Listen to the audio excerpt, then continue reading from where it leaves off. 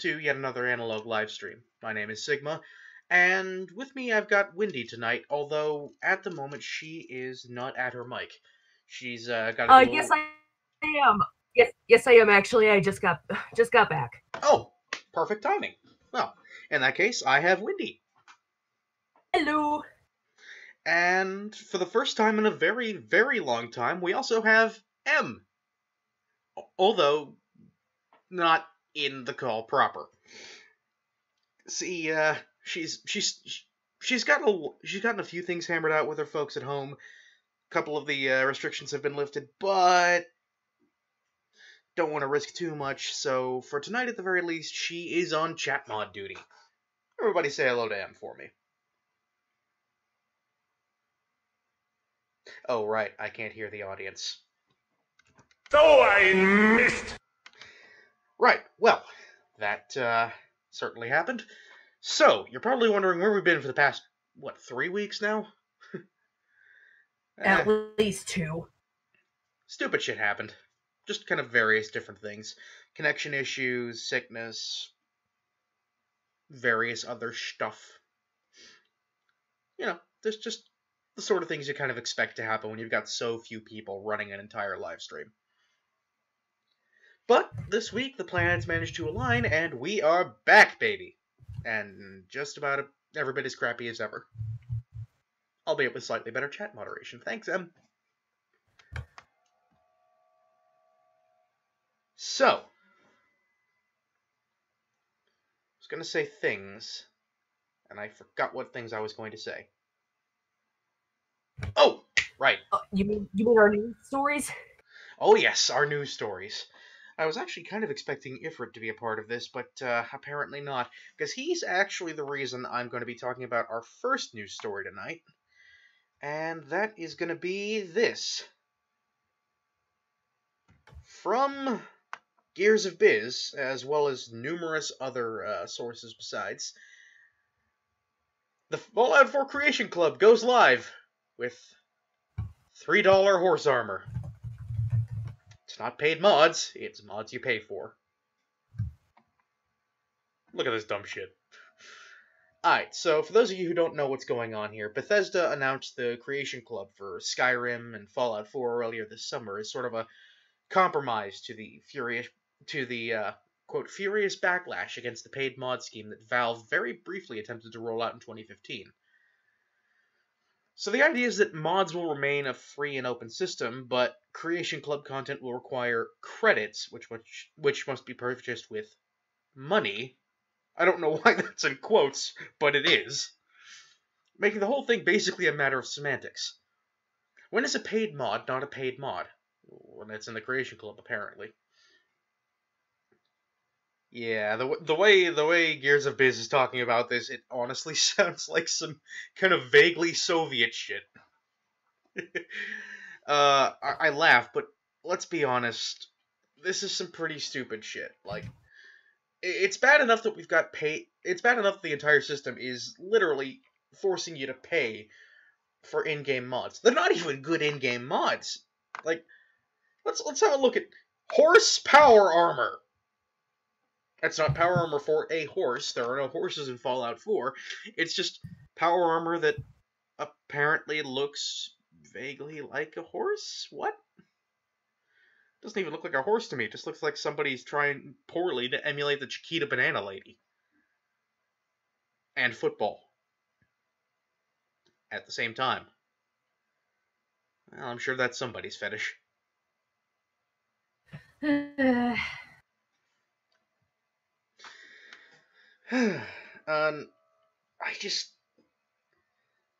It makes no bloody sense. Like, it's all, like, up to this point right now, it's all just, like, weapons and skins and stuff that doesn't really have all that much meat to it, if you will. It's, it's a couple things that are kind of nice to have, I guess, but it's not like, I remember, like, let's go with some of the ones I remember specifically from previous installments, like actual proper third-party free mods for Fallout 4, and even mods for like Fallout 3 and whatnot. Like the Iron Sights mod in Fallout 3, something that does significantly change the gameplay in a way. Granted, in a way, that's just a graphical change as well, but it's one that does serve a specific function that makes the game easier to play, because now you can kind of see where you're aiming a bit better. That's great. One I've seen for Fallout 4 is, like, it's, like, there's innumerable mods that give you various different, new building options, So you have a much easier time building what it is you want to build. Like, I've seen elevator mods. And, come on, who doesn't love elevators? I know Aerosmith loves elevators. But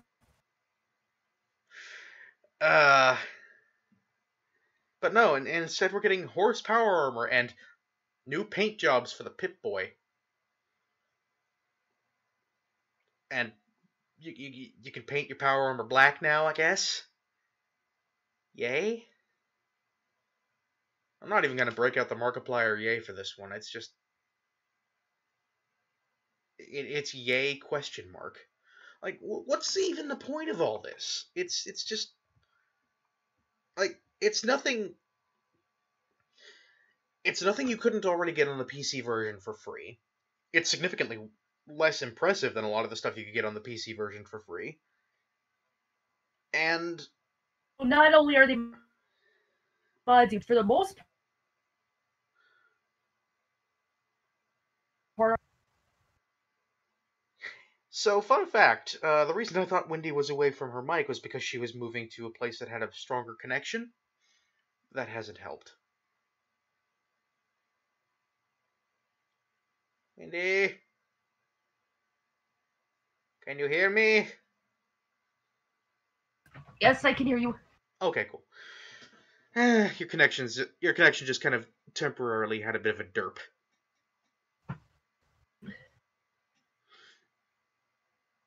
Okay, so apparently the prices for the credits, basically 100 credits is the bare minimum of anything you're going to spend, except for the stupid Pip-Boy paint jobs, which are only 50.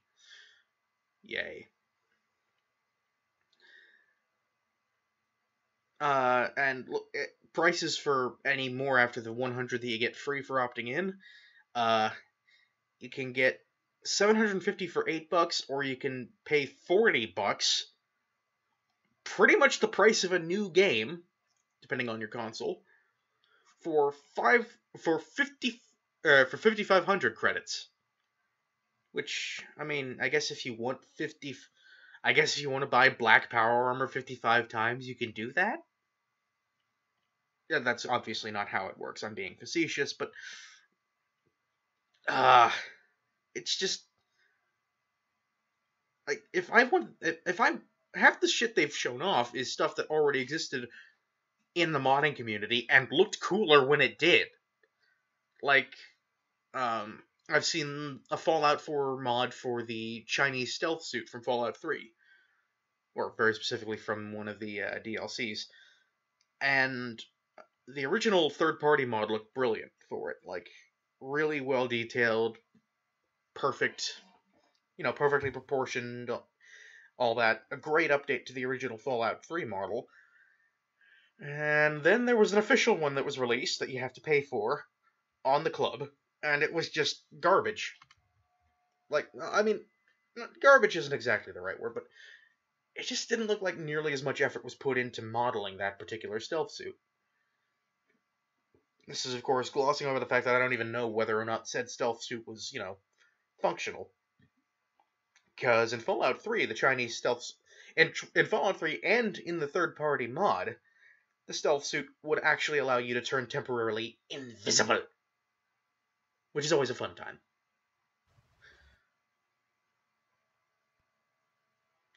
But, no word on whether that's even a thing, whether that's even a functionality that's retained in the stealth suit for the official release, or if it just really, really buffs your stealth. Which is something that plenty of other things in game already do. So that's the shitstorm that is the Creation Club. Again, really wish Ifrit would have been here, because I think he would have had a lot more to say about it than me or Wendy. because he actually plays a lot of these games, and, well, I mean, I really don't. I don't have the computer for it. Not sure about you, Wendy, but I'd imagine we're in very much the same kind of predicament in that regard.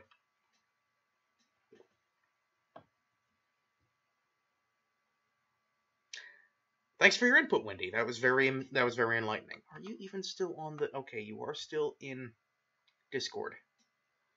So what the fuck is going on here? Wendy? Ground control to Major Tom. Your circuit's dead. There's something wrong. Can you hear me, Major Tom? Oh dear. Okay, we are experiencing technical difficulties, and I still don't have a screen for that. I'll fix that eventually, I promise. I hope. Oh, what, Wendy? You there? What? You there? You said before the technical difficulties thing. Oh, I was asking if... You know what? Forget it. The point is, I don't think either of us are nearly as well qualified to speak on this subject as Ifrit would have been. And again, unfortunately, Ifrit is not here. So, how about we move to a topic that both of us actually know a thing or two about?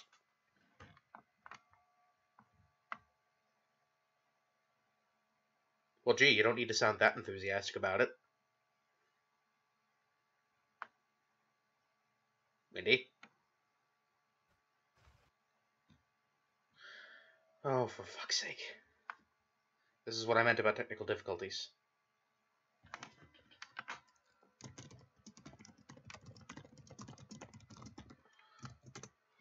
Potato? Okay, I can hear you. Can you hear me? Are you? Okay. Hear you. Okay, that's great. You know what? I think we should maybe try and switch to Skype, because this isn't working.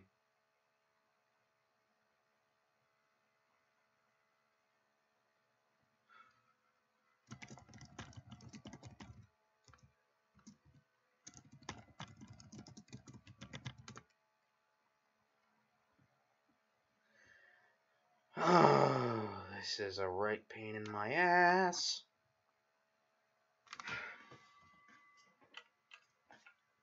Seriously, one of these days we need to get her some new... Oh, good. Wendy gave us enthusiasm.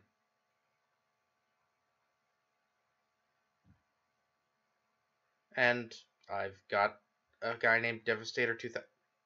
Oh, right. Excuse me, let me just switch to that screen real quick. Pay no attention to the man behind the curtain. We're just kind of trying to unfuck things. Okay. I don't know if anybody else really wants to be a part of this, so I'm just going to go ahead and call her.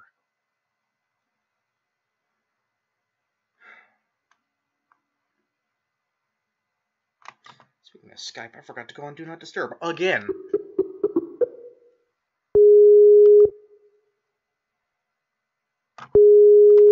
Oh, work with me.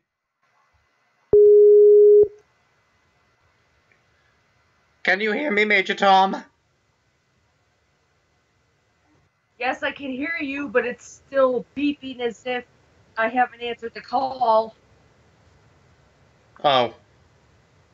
Well, that's just lovely.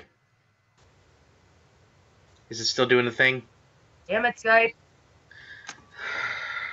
It's still beeping. Fuck you, Skype. Is it too much to ask that we get us? Is it too much to ask that an online conference call application? Thank you. Okay. Is it too much to ask that these online conference call apps actually have, you know, both the stability to actually work properly and or have a low enough footprint that they don't completely fuck up people with shaky connections? Is that so hard?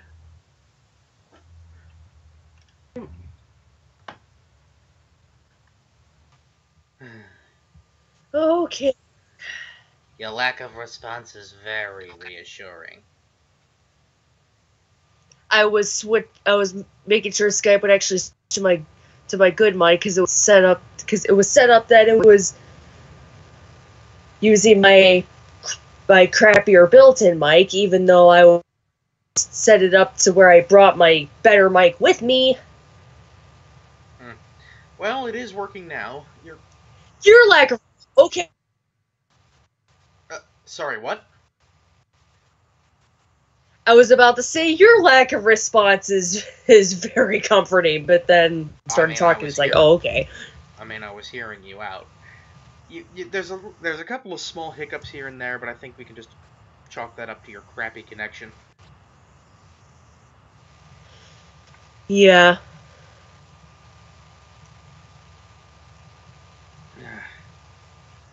Okay, so I think things have unfucked themselves enough for us to continue? Maybe? I think so.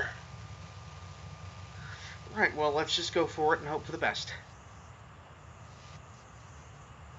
Yeah.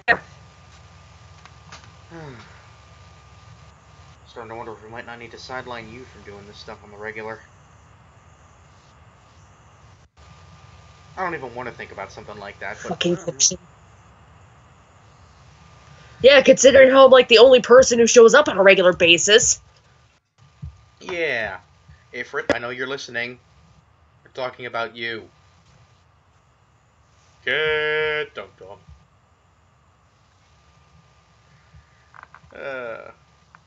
I'm an asshole.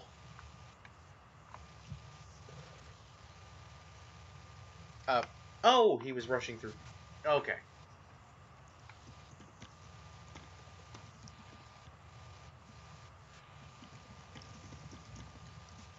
Just give me a sec while I try and figure things out. Okay. Looks For like what it's worth. Okay. I'm actually going to end this call and pick it up elsewhere because I've already got way too many windows open and I don't want to open another. So, once again into the breach. Here we go again.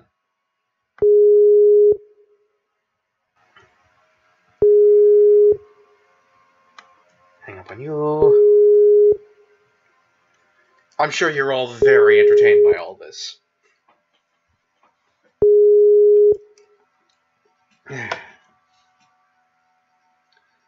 Wonder if Google Hangouts wouldn't be a less crappy way of doing this.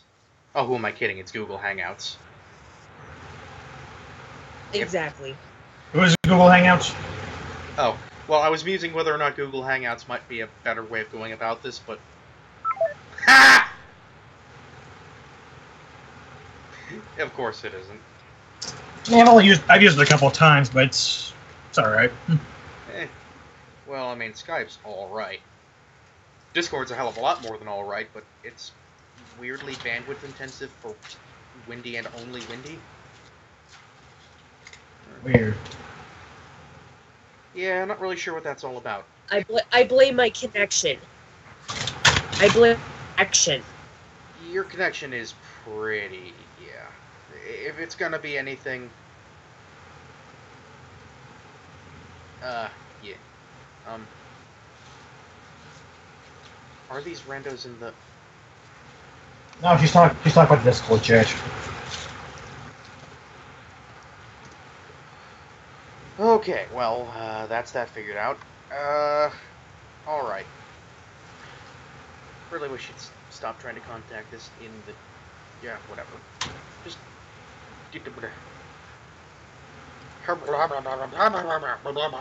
Words. Okay, so, we have already covered, the Creation Club staff. Although, if there's anything you'd like to say, Ifrit, go ahead. There was... How much did you cover? Pretty much the long and short of it, honestly. Just, you know, the stupidity. Just how inanely limited a lot of the mods are, and the fact that you have to pay for this shit, for shit that really, by all accounts, should be and has been, historically, free of charge. Okay, you haven't covered it. You haven't covered all that. I found out a little while ago. Oh boy, there's more. Yes. I don't suppose you guys. So, do you have a link to where you got the other stuff? Because if you have a link to the rest of it, I'd very much like to see that. I unfortunately don't have a link to it. Is the thing. Dingleberries. This was the sources I got from it came from a couple of YouTubers who essentially worked tooth and nail to get any Creation Club stuff out of it, because when it comes to the modders and Bethesda, they have a non-disclosure agreement. Oh well, that's just that explains why that explains so much about why I was having trouble finding anything that wasn't just kind of very basic information. Yeah. And god, Bethesda, what are you doing? Oh. It's not even done. There's an NDA on this stuff. That's not shady at all. Oh yeah, it gets even worse at times. So Of course it does. First off, did you talk about how all the Creation Club files automatically download onto your computer, onto your hard drive? Oh my god, I completely forgot to mention that. Yes. Yeah. That is a thing that the Creation Club does. It like if you have Steam or Xbox Live or PSN and like any given Bethesda game, I guess, or at the very least Fallout 4 and or Skyrim. Fallout 4 right now, they're still implementing Skyrim. Okay, well. So basically if you've got a Bethesda game on any of your networks, it'll just automatically fucking download the Creation Club, whether you like it or not. It's like the U2 album all over again. And you can't use it until you pay for it. Yeah.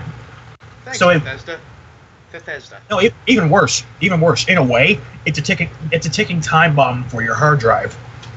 Oh, I can only imagine. I mean, like, programs like that aren't exactly what I would call, light on memory.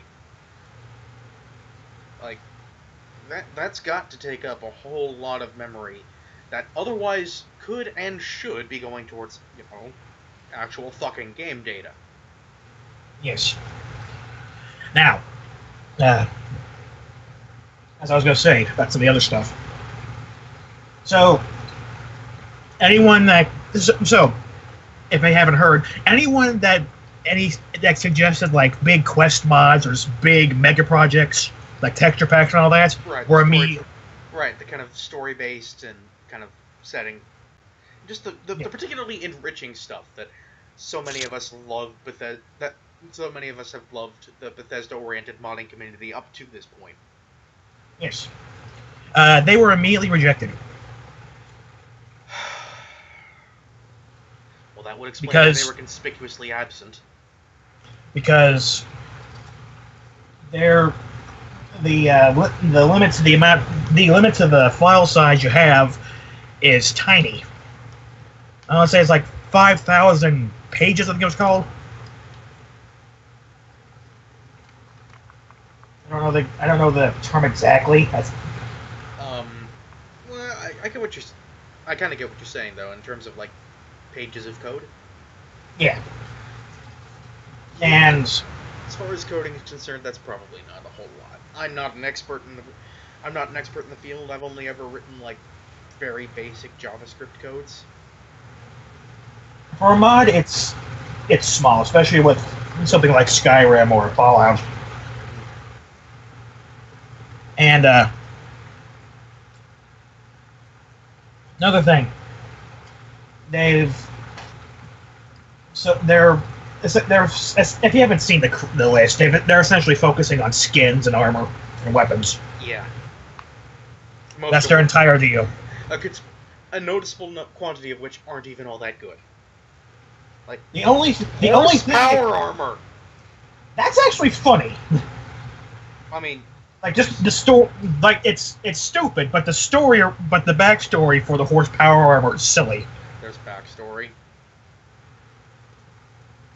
Yeah, so in order to get, you have to go into this building filled with a bunch of raiders. It's like this toy factory for these robotic horses that they used to sell. Oh.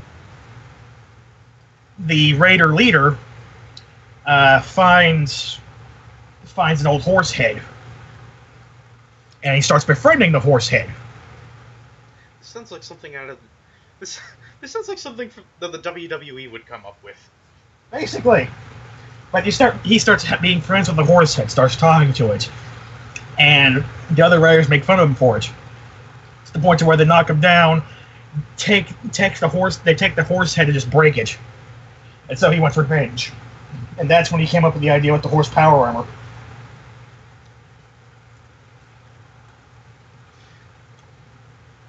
See, this is why bronies were a mistake. But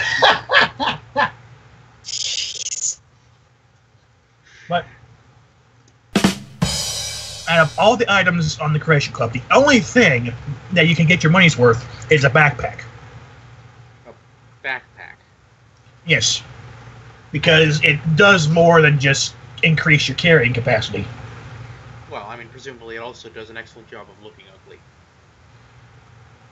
You can customize it and add different patches, and certain patches will give you different buffs. Like if you have like a medical backpack with patches on it, and if your backpack turns a medical backpack, you get a increase in healing. For example, when you heal yourself.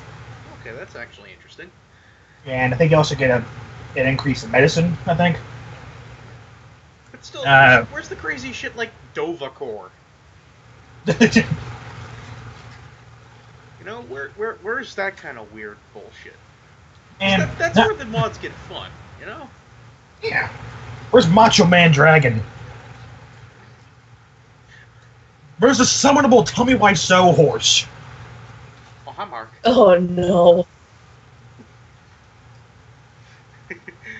Oh, hi, Wanderer.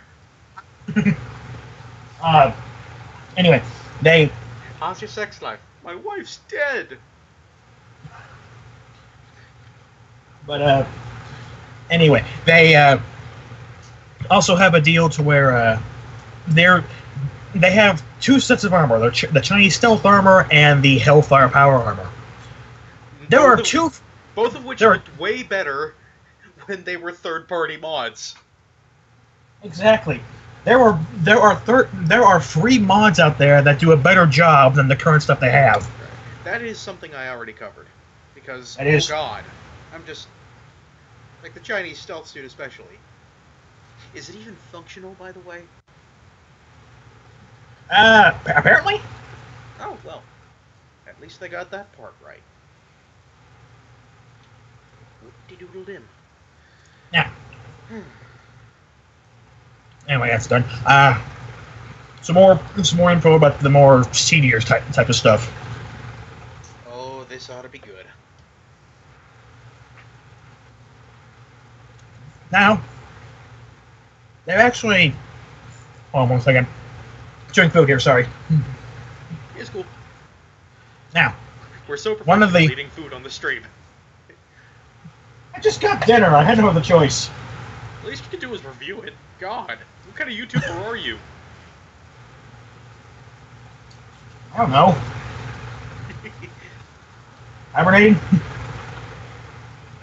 But, one of the big things that came out recently was how the payment's done with the modding. With modders.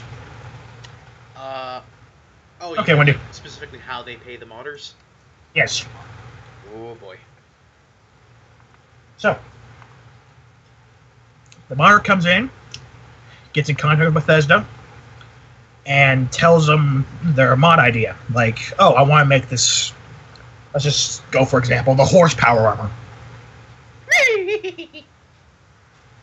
Or I want to make this anti-Gauss rifle. Like, okay, you can do... Anti-Gauss rifle? Yeah. Or, no, prototype Gauss rifle, that was it. I was gonna say... Yeah, I forgot. Because the Gauss rifle is the thing. Well, yes, it was the thing in Fallout 3, and I guess It was in Fallout 3. It was in Fallout 3. I think it was in Fallout 2. Good weapon. That's a really good weapon. Sniperific. Now, they go for it. You make the design. You make it all up. You test it, and you're paid for the first portion.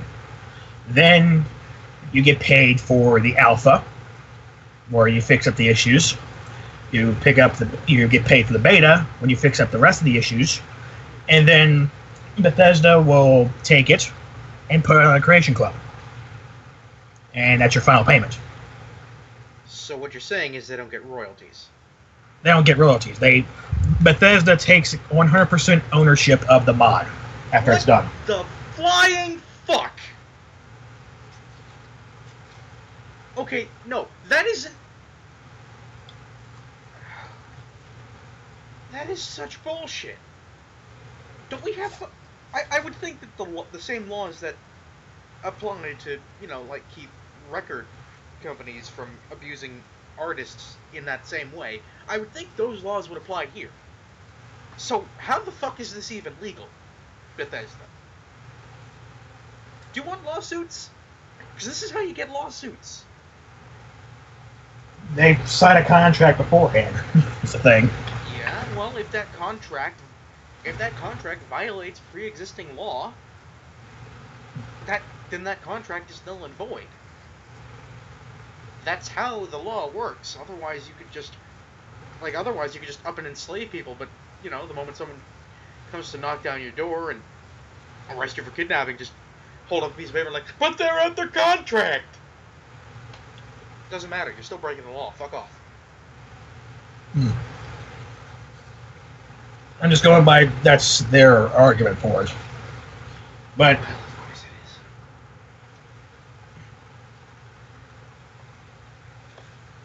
now, crap. What was I gonna say again? Well, let's try and wrap this up relatively quick because I'm trying. I'm sorry. sorry, There's we've just been running just for. a lot came out. A lot's been coming out of it. It's just that we're a little over half hour in, and granted, there's been some technical difficulties throughout that, but we do have one more story to get to before we actually get into the reading. Well, all I'll say is that apparently going by what little info has come out so far, it's kind of been confirmed that first off, it's easy to note that the modders are getting the shaft from this. No, you don't say. Like, apparently the total payment for their stuff comes to around like $1,000. Oh, fuck that shit.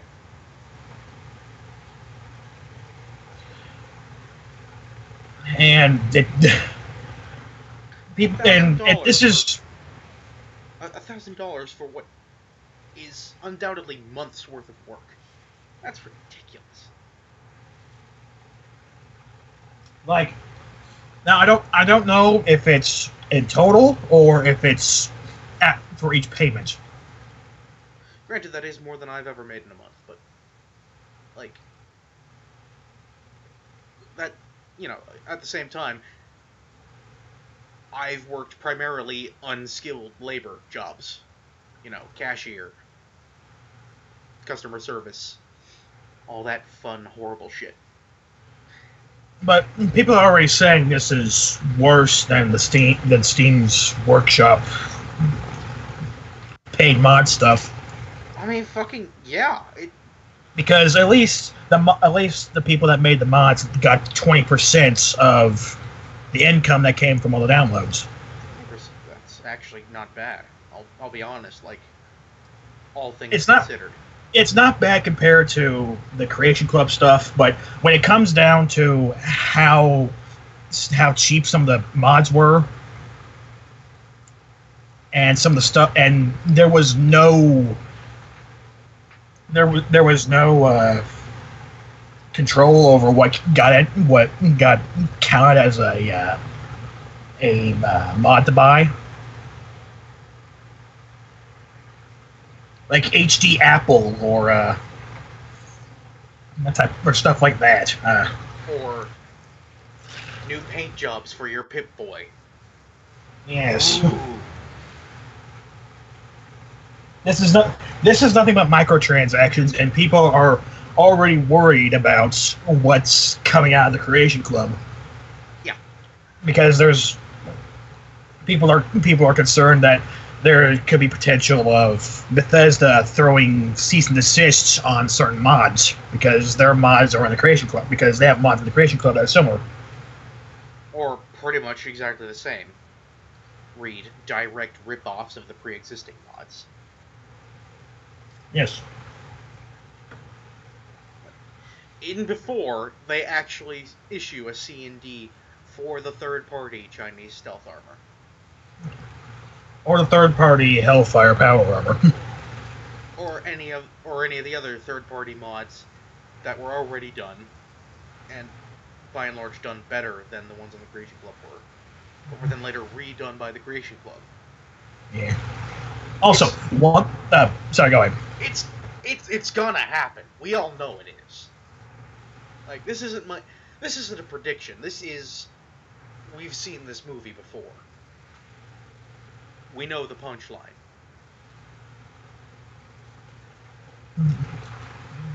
See, I'm not too sure it's going to happen. That's just a lot of concern going around. I say that it may not potentially happen because Bethesda knows that if they start doing that, then people are going to start heavily boycotting their stuff more than they already have. I mean, you'd think they would have had that thought about the Creation Club as well, but apparently not. Man, what do I know? I'm just a voice on the internet. Also, one last thing about the Creation Club before we go. Aye. I don't know if you talked about this, but apparently there's a way for the PC users to get the Creation Club items for free.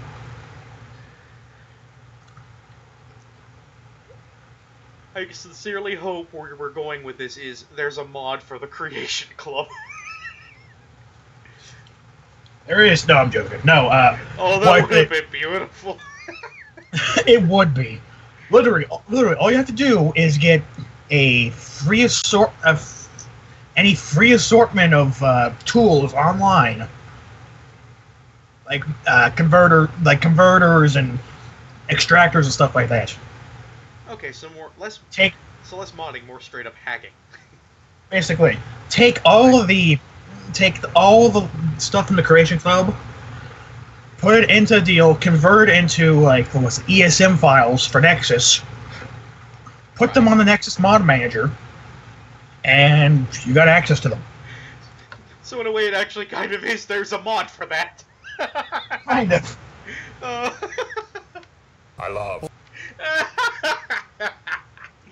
Oh, that's just beautiful. Okay, well, that's a bit of information I was not aware of before. And I suspect. I guess at the end of the day, if any of the mods on the Creation Club sound good to you, get the Steam version and do that. Because look, Bethesda, I don't like advocating pirating things from you. But these aren't things that you're supposed to have a price on in the first place. Mods are a community construct. They're not something you have ownership of. Sure, they use your software and your games as sort of a jumping off point for what they do, but You give them the software for it. For one thing, yes. For another, isn't this kind of a fair use thing for them? Like, you can't really call it copyright abuse of any kind, because A, they're not really profiting off of it, because most of these mods are free anyway. B, it's kind of... Oh, sorry, got a live update about ongoing issues in Charlottesville. That is not on the news. We do not do politics here unless they're funny. And that's not funny. So, where was I? Right. Mods. But they don't, mods do not allow you to take advantage of of the game in any monetary capacity or anything like that. It's not like, and we all remember just not even a few months ago with Rockstar and Take a Piss Interactive grubbing about, you know, trying to get rid of mods for GTA 5 entirely because it could be used to circumvent the paywalls on online. No, it couldn't. No, it couldn't. The terms of use already forbade that. And, like, there were no mods, at least that I know of, that exist that would have allowed you to do that. And that's not even an issue for stuff like that you see in the Bethesda mods, because Bethesda doesn't make online multiplayer games, really. At the very least, Skyrim and Fallout 4 aren't. They have Elder Scrolls Online. That's it. Yeah, that's it. And only that, and the that's people. Not part of the showcase, and that's not part of the Creation Club. You know. No, here's the better thing. They're apparently going to be making. There's already people making and updating mods for multiplayer modes for Skyrim and Elder Scrolls 3. Oh yeah, sure. What a surprise. There's mods for that. Like, I think I might have actually seen somewhere, like, sort of a very early kind of basic Fallout 4 multiplayer setup. Which, I think that's still very, very, very early in the works. Yeah, from what I remember, it is, you know, still very experimental, very janky. Surprise. But... Oh yeah, the Fallout New Vegas multiplayer, too. Oh yeah. Oh yeah. Yeah. But the point I'm trying to make here is you never own mods. You can't own mods. That's the entire point of mods. Like, you don't see... I'm a car guy. You don't see car companies doing this. You know? You don't see, like, Chevrolet making crazy, hopped-up, barely legal versions of their own cars. That, you know, and then jacking the... Well, you kind of do, in a way. But, like, I'm talking, like, somehow... Let me put it this way. When it comes to making cars faster, one of the first things a lot of people do is drop a Chevy Corvette engine in something. You know, Miata's too slow? Corvette engine. DeLorean's too slow? Corvette engine. Old-timey 1930s Ford too slow? Corvette engine. It's kind of the go-to solution for go fast. You can't do that sort of thing, and here's the thing. You can get those here's the thing. GM gives you the crate, you know, they'll sell you a crate motor. They'll sell you just a disembodied Corvette motor and transmission. You know, they'll sell you that on its own. No strings attached. They'll let you have that.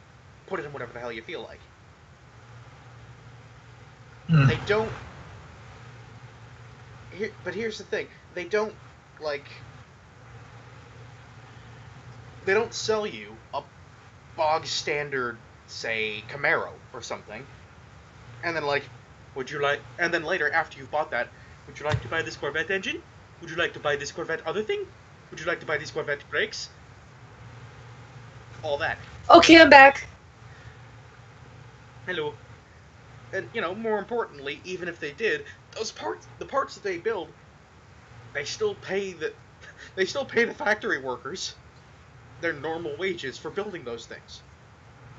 You know, the factory workers are compensated for the time spent building even spare parts. What I'm trying to say here is, yeah, you can, like, yeah, factory racing cars are a thing, in a way. Like the Chevy Camaro ZL1, that's a car that, you know, that's essentially a modified car from the factory. Sure, I guess. But that's arguably more of a DLC expansion pack than it is, say, a mod that you're paying the original company for. The entire We're point... still talking about the Creation Club thing? Yes, we are. You are. Well, I'm kind of trying to wrap this up here. And, you know, put a nice You're bow.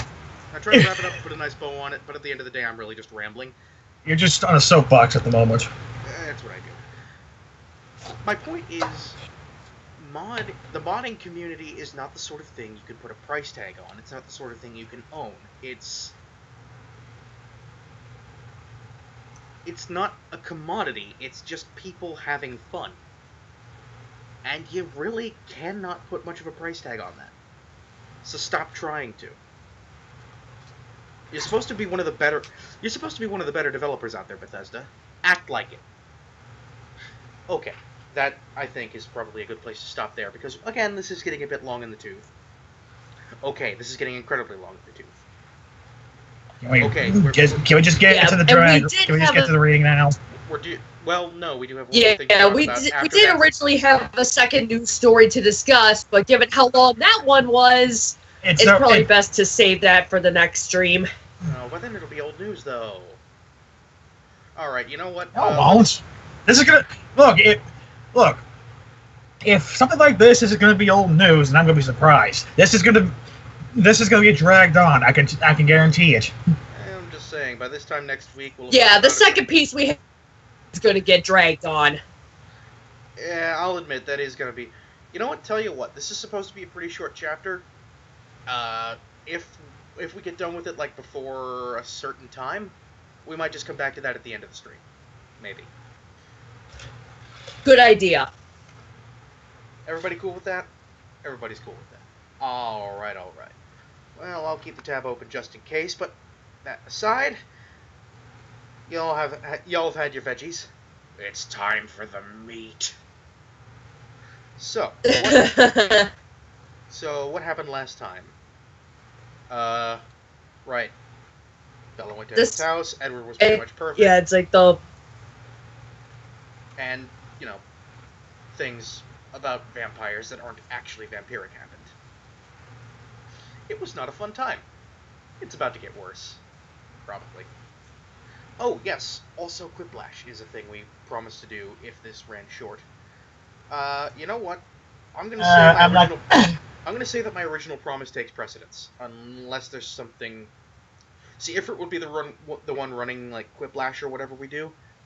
I don't have Jackbox installed right now. Okay, so we don't have Jackbox installed. We could do Cards Against Humanity though. We could do that. Do Cards Against Humanity. Assuming the servers don't dick us over, which they might, but you know, let's cross that bridge when we get to it. The news report will be. The news report will take second fiddle to that, definitely, because I like sticking to the original promises that I make. Thanks for reminding me of that, actually, Slayer. I'd completely forgotten. Okay, so that's that taken care of. So, a whole lot of fancy nothing happened last time, and this time, we get to hear from. I predict nothing's gonna happen again. Well, I can promise exposition. Yeah, isn't that fun? Go fishing. Hey, fishy, fishy, fishy. Oh my God, no! Sir, your turn. I'm just gonna go ahead. Chapter 16, Carlisle. Ugh.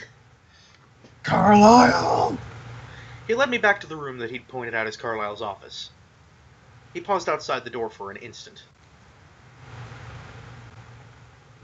Just stands outside the door. Okay, you realize, of course, that basically just means stand outside the door, barely waits a second, opens the door. Very polite, Edward. Come in, Carlisle's voice invited. Edward opened the door to a high-ceilinged room with tall, west-facing windows. Do you have a compass? I want to know how you knew they were west-facing. Because most people... Maybe I just have a particularly bad sense of direction, and I do, don't get me wrong. But, like, do most people usually know what compass direction they, or indeed the windows they're looking out of, are facing? Anyone? I don't know. Just seems like a weird thing. Or is the sun setting? Spoilers, it's not, because I peeked at the end of the the chapter after this is the baseball game. Why would they be playing a baseball game if the sun's setting? I mean, they're vampires. I don't think they care. Also, it could be the next Well, why day. would they be inviting Bella to play if the sun's setting? Or no, wait, that's right. This all happens on the same day as the baseball thing, doesn't it? I'm Maybe. pretty sure. I think. We'll figure that. We'll figure that out when we get. It happens the same day. If it turns out, well, if it turns out that it does, we can certainly come back to this and continue to gripe about it. I guess. The walls were paneled again in a darker wood, where they were visible. Most of the wall space was taken up by towering bookshelves that reached high above my head and held more books than I'd ever seen outside a library. Well, you know, generally speaking, when a house has a room like that, that room is called the library. I wonder why. Thank you, Marjorie. Carlisle sat behind a huge mahogany desk in a leather chair. It's not a library, and the room still has a lot of books. There's another word for that. It's called a study. I guess, sure. But anyway, Carlisle sat And behind. if you don't want to call it a library, then just call it a study. Stop stepping on my joke! You fuck! Okay, so studies have books. Yeah. Anyway, Carlisle sat behind a huge mahogany desk in a leather chair. It's mahogany!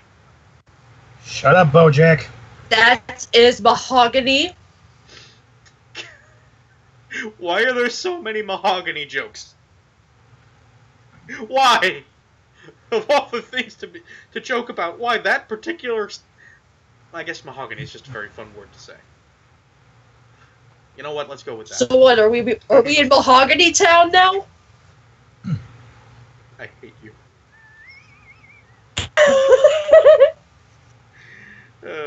He was just placing a bookmark in the pages of the thick volume he held.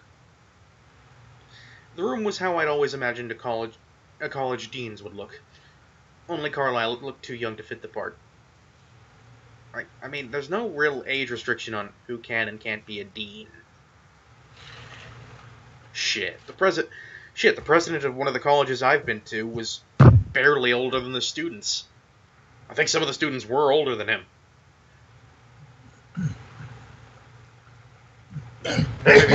Or maybe he's just, like, super young looking. I don't know. Or maybe he's a vampire.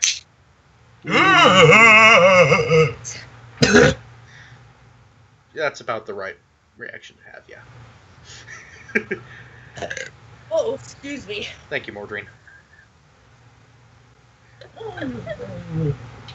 What can I do for you? He asked us pleasantly, rising from his seat. I wanted to show Bella some of our history, Edward said. Well, your history, actually. We didn't mean to disturb you, I apologized. Not at all. Where are you going to start? The wagoner, Edward replied, placing one hand lightly on my shoulder and spinning me around to look back toward the door we'd just come through. Okay, leaving now. Why? Bye. Okay, I love you. Bye-bye. Every time he touched me, even in the most casual way. 'Cause every time we touch, I get this feeling. No. Every time I kiss, I swear I could fly. You started that, and I almost spit out my drink. Well, that's a good sign. But, yeah, no. This is somehow even more saccharine than that song is. Every time he touched me, even in the most casual way, my heart had an audible reaction. I would tell you to see a doctor about that, but... you kind of already are. I think. I guess. It was more embarrassing with Carlisle there. Oh, come on. If there's anybody who can actually diagnose that... You finished the hard-head audible reaction sentence, and I actually gagged. That's a good sign? The wall we faced I mean, what other reaction can you have to just how sickeningly sweet this? Ugh. Not even sweet, just saccharine. It's trying to be sweet, but it's just kind of empty and soulless, and it's aspartame. It's diet romance. Great Diet taste. romance! Great taste, less filling.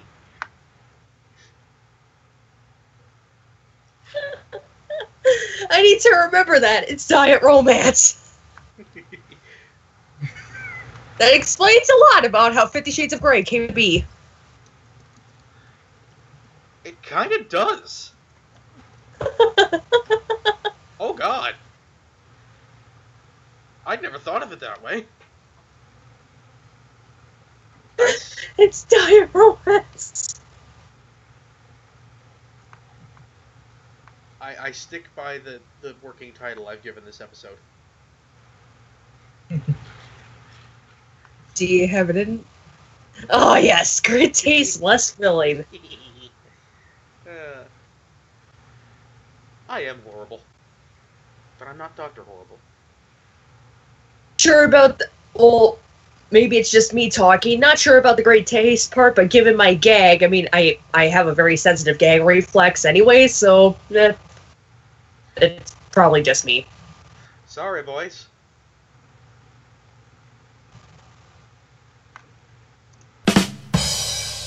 Just grab them in the biscuit.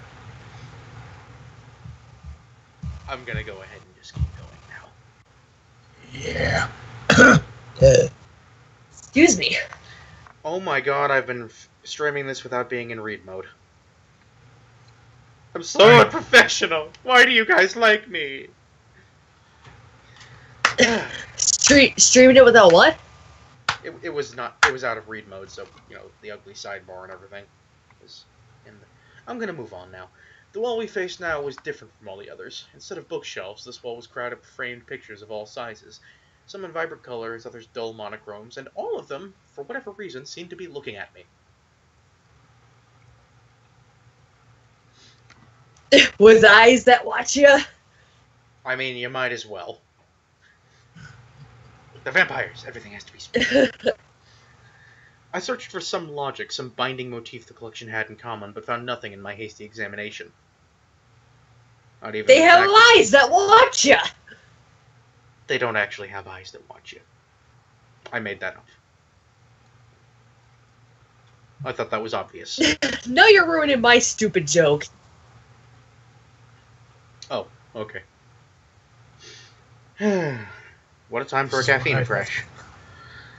Anyway, I searched for some logic, some binding motif the collection had in common, but I found nothing in my hasty examination. You know, beyond the fact that... So I presume, at least... They have eyes that watch you. Yes, thank you. Yes, I will keep saying that about those pictures. Even at the expense of me pointing out what's probably gonna be pretty obvious. Let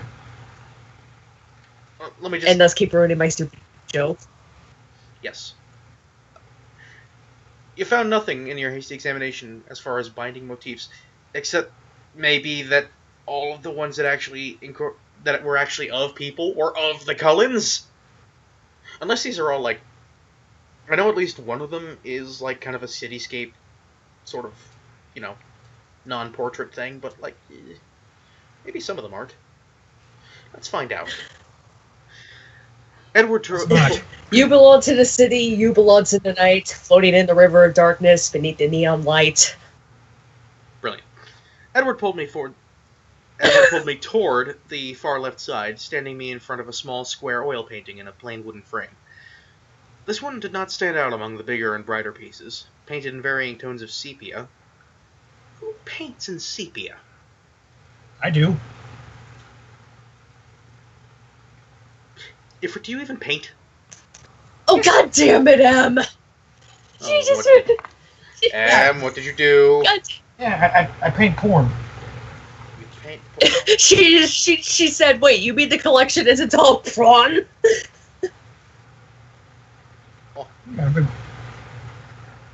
I paint pornography. And pornography? Hot Nudes, scented staircases. Hot Leonardo da Vinci on rice and bowl action. It's not porn, it's art. Apparently I'm streaming in the wrong resolution? What? Is anyone still... We still coming through, everybody? Still coming through all right?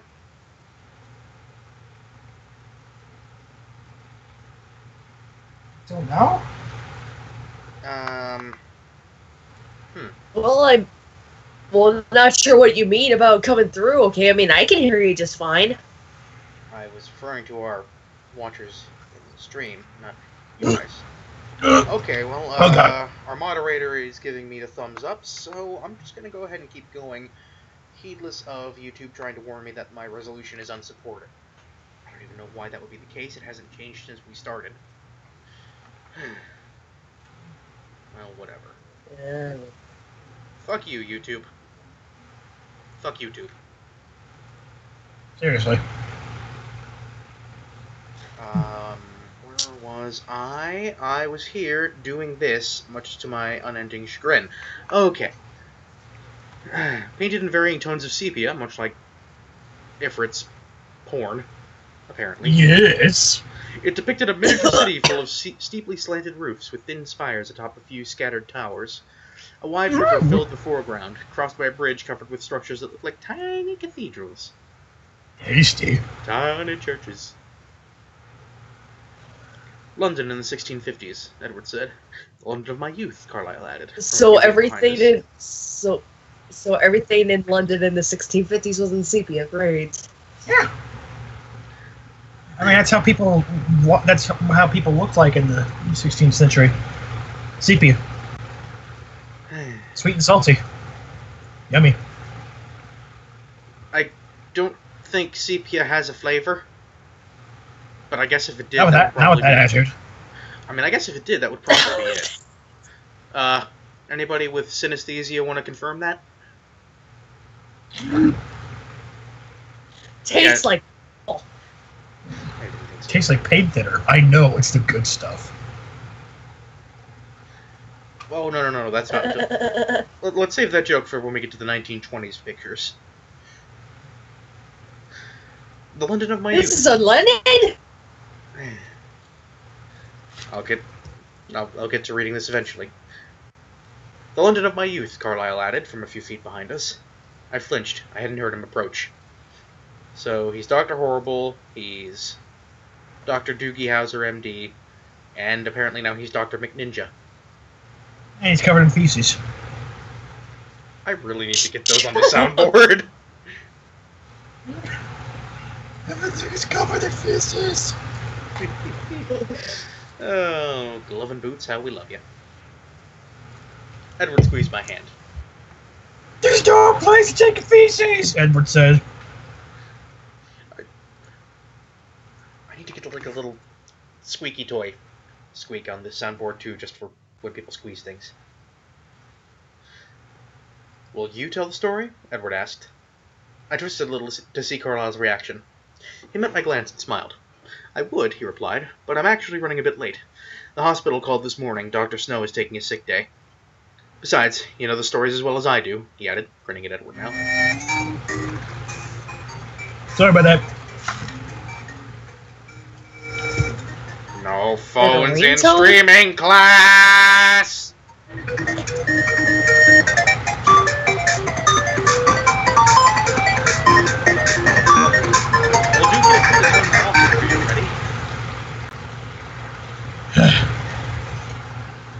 Tone. What even was that? That was Flintstones. It's Flintstones. Surprise at Dinosaur Peak from the NES.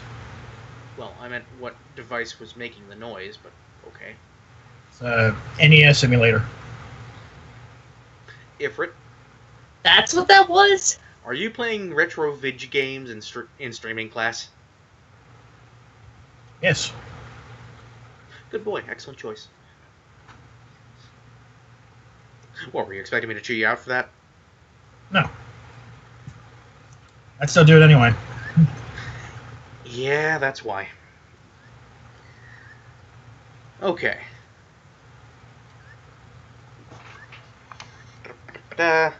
Right, Dr. Snow taking a sick day, which basically means he's golfing. He's not. He's got a sick day. He's a doctor taking a sick day. He's golfing. Exactly. It was a strange combination to absorb. The everyday concerns of the town doctor stuck in the middle of a discussion of his early days in 17th century London.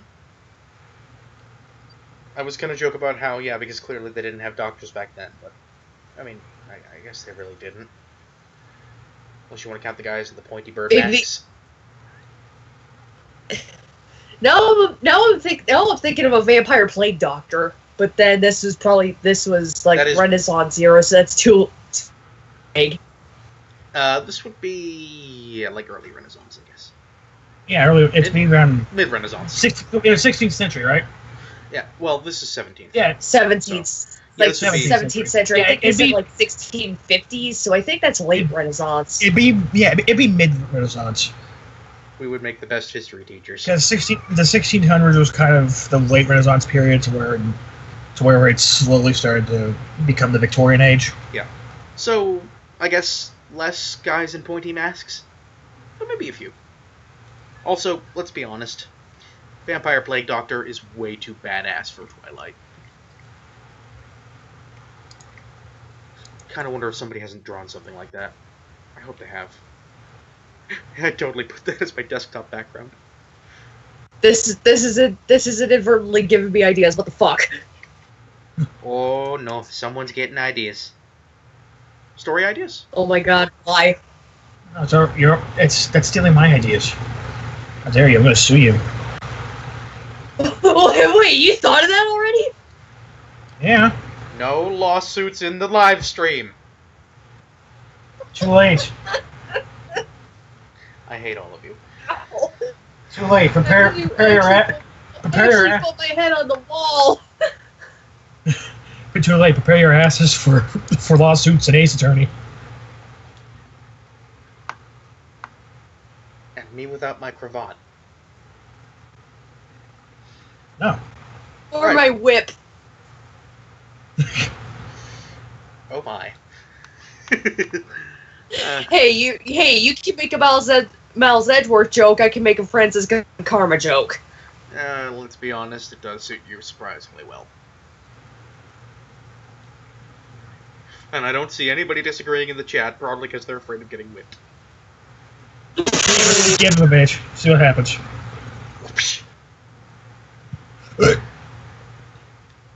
Was that a burp? Yes, that was. For the record, in case you guys were wondering who the Winston Payne analog is here. Sorry, Ifrit.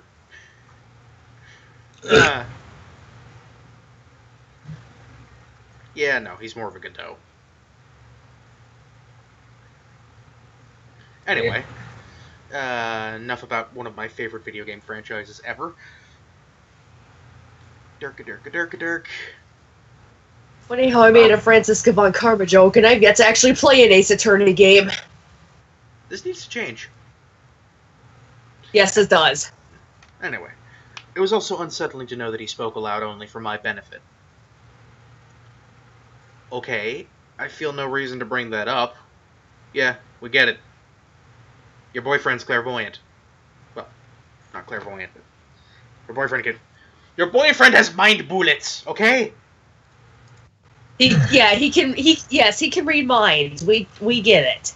But you have nothing to read. Hey,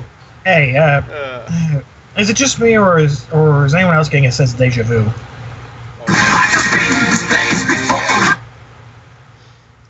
We already had the multi-vampire drifting episode. We're not doing that again.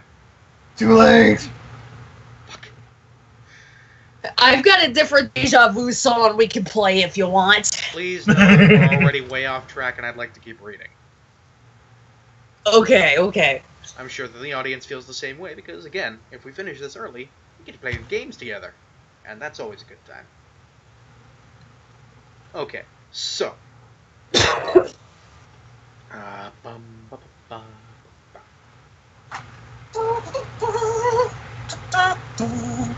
Why are you... You know what? It's fine. After another warm spell for me, Carlisle left the room. Thank you. I stared at the little picture of Carlisle's hometown for a long moment.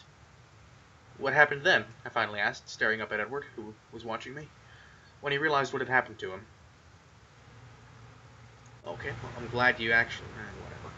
He glanced back to the paintings, and I looked to see which image caught his interest now. It was a larger landscape in dull fall colors. An empty, shadowed meadow in a forest with a craggy peak in the distance. Bob Ross was here. Yeah. That's refreshing. Painting for happy little vampires. God damn it. Vampires. When he knew what he had to become, Edward said quietly, he rebelled against it. He tried to destroy himself, but that's not easily done. I cannot self-terminate.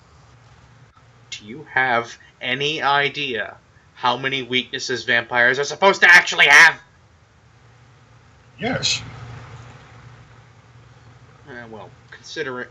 Well, I love how you. already... I love how you followed up my joke with legit criticism. I mean, you're gonna hate me for this, but I haven't actually. I mean, it is a criticism that should be brought up. Well, I mean, you're gonna hate me for this Because I mean, really, any vampire should be able to, well, self-terminate, walking out into the sunlight, like stabbing for the wooden stake. Not sure if that works. I guess we'll find out. I mean, in Vampire Masquerade, it only stuns them. But I'm just saying, so far we've had scenes in direct sunlight, at an Italian restaurant, and, well, in close proximity to various pieces of religious iconography, so... What else have we got? The sunlight thing. Well, the sunlight thing, it depends on the work in question. I mean, in Blade, they could just use sunblock, so... Wendy, I'm referring very specifically to this book. Fair point. Jeez,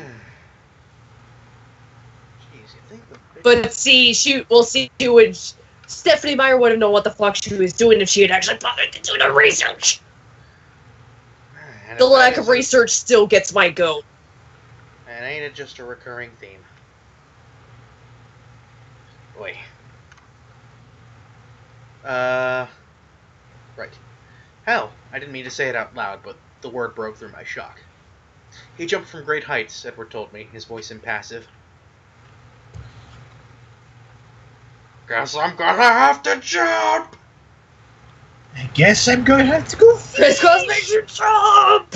It's funny you say that, Everett, because the next line is, he tried to drown himself in the ocean. But he was young to the new life and very strong. See, the running water thing would... See, this is why the lack of research bothers me so much. Oceans different films, in different films, that actually works. Wendy, oceans aren't running water. Technically, they are. Ocean currents are, but I get the feeling he just kind of walked to the beach and then just kind of... Well, I guess I'll go fuck myself then. Walk, walk, splish, splash.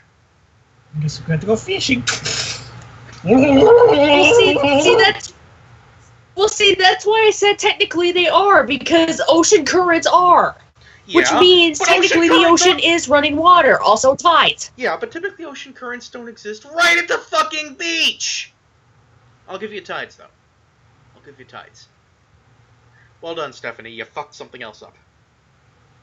Good job. I mean, is this no surprise? It's amazing that he was able to resist feeding while he was so new. The instinct is more powerful then. It takes over everything. But he was so repelled by himself.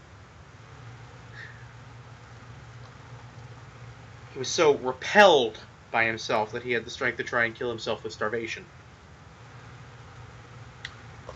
He was so repelled by him. I didn't know vampires were magnetic!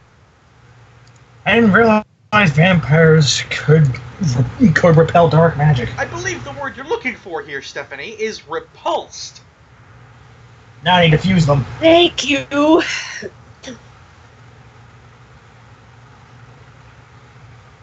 Is that possible? My voice was faint. What, the writer made the writer made a diction error? Yeah, very possible. No, but no. No, there are very few ways we can be killed. Well, you made the list even shorter just by writing this far.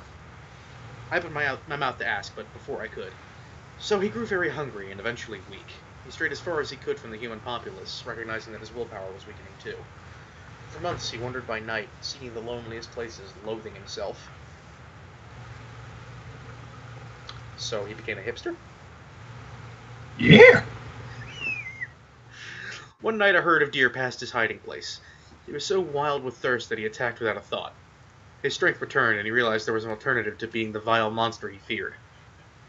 Had he not eaten venison in his former life? Over the next few months, his new philosophy was born. He could exist without being a demon. He found himself again.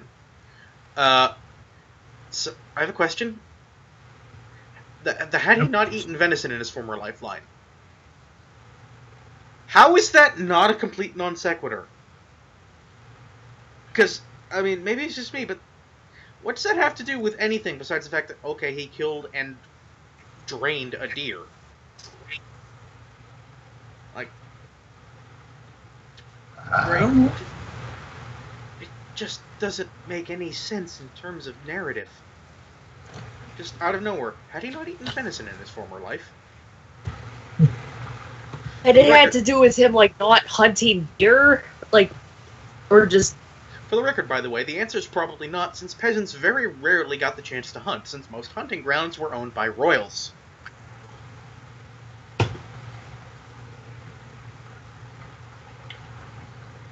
Well, so what does that have to do with being a vampire? Because deer, blood, and... So basically what you're saying is talk about it. What? Basically what you're saying is we have no idea. Yeah. I blame it. I blame all the Xenos. Eh. Wait, you blame who now? The Xenos. They're a thorn on Holy Terra's side. Okay, I'm just gonna have to completely buck this line of thinking. Warhammer 40k. Oh, okay, now I get it. Seriously, uncultured swines. I guess this would be a good time for a doe I missed. No, I missed. I should stop before Ifrit explodes. Let's go use the bathroom. Okay, have fun. Have fun. I just saw something in the chat. Back to the... For once, I'm not the one What? screaming. What happened? I punned too hard. So, for those of you who don't know, Ifrit may or may not have some relation to the ninja with a soul patch. In that he has strange reactions to apple juice and seems to be deathly allergic to puns. I don't have any strange reactions to apple juice. You sick fuck. But he eats... You just don't... Are you kidding me? You just don't remember any of them! I just drank apple juice yesterday! Yeah! I had to come and peel you off the wall! Well, you didn't! You're in Cincinnati! Look, the internet is a very powerful thing. It's not that powerful, you... Isn't it? turkey. Isn't it? It isn't! Yeah, okay, fair enough. Alright, go pee. Don't pee. I mean, I don't really have much choice. I have to be here. Anyway. Over the next few months... So do you guys both have... or... Sorry, what? I was like, do you guys both have to take a bathroom break, or... I mean, I don't particularly right now. But now that he said that, I probably will within the next 60 seconds. Which is a real shame for me because I cannot leave this seat until the stream is done. Because I still don't... because I still don't have any way to mark a stream break. If you gotta go, you gotta go. Yeah? But I don't gotta go. And even if I had to go, I'd just hold it. At least until we got done with the reading. Which, by the way, we really need to get back to, even if he's not here. Over the next few months, his new philosophy was born. He could exist without being a demon. He found himself again. Whoop-de-doo. He began to make better use of his time. He'd always been intelligent, eager to learn. I mean, I'd argue it was amazing that he was even literate in the 1650s. Now he had unlimited time before him. He studied by night, planned by day. He swam to France, and he swam to France? He swam to France. People swim the channel all the time, Bella. He reminded me. Okay, this actually gives me a reason to go back to scroll back chat that I saw. Where was that? Yes, that's here. It's like vampires affected by the ocean by disintegration, which explains the running water. Okay, so basically, yeah. Either way, ocean vampires don't mix well, unless they're Meyerpires, apparently. Apparently. Also, don't try to act like swimming the channel is a regular thing. It's not. It's not. It's considered a feat of human strength, endurance, and athleticism that only a precious few have ever successfully attempted. Which Meyer would know if she did the research. She would know this if she ever bothered to open a book. Which, you know, considering her protagonist's taste in literature, I think it's safe to say she really hasn't. Well, And this bitch has an English literature degree. Who gave her a degree? BYU. At least I think it was BYU. Forget who's BYU again. I lose track of these things. Brigham Young University.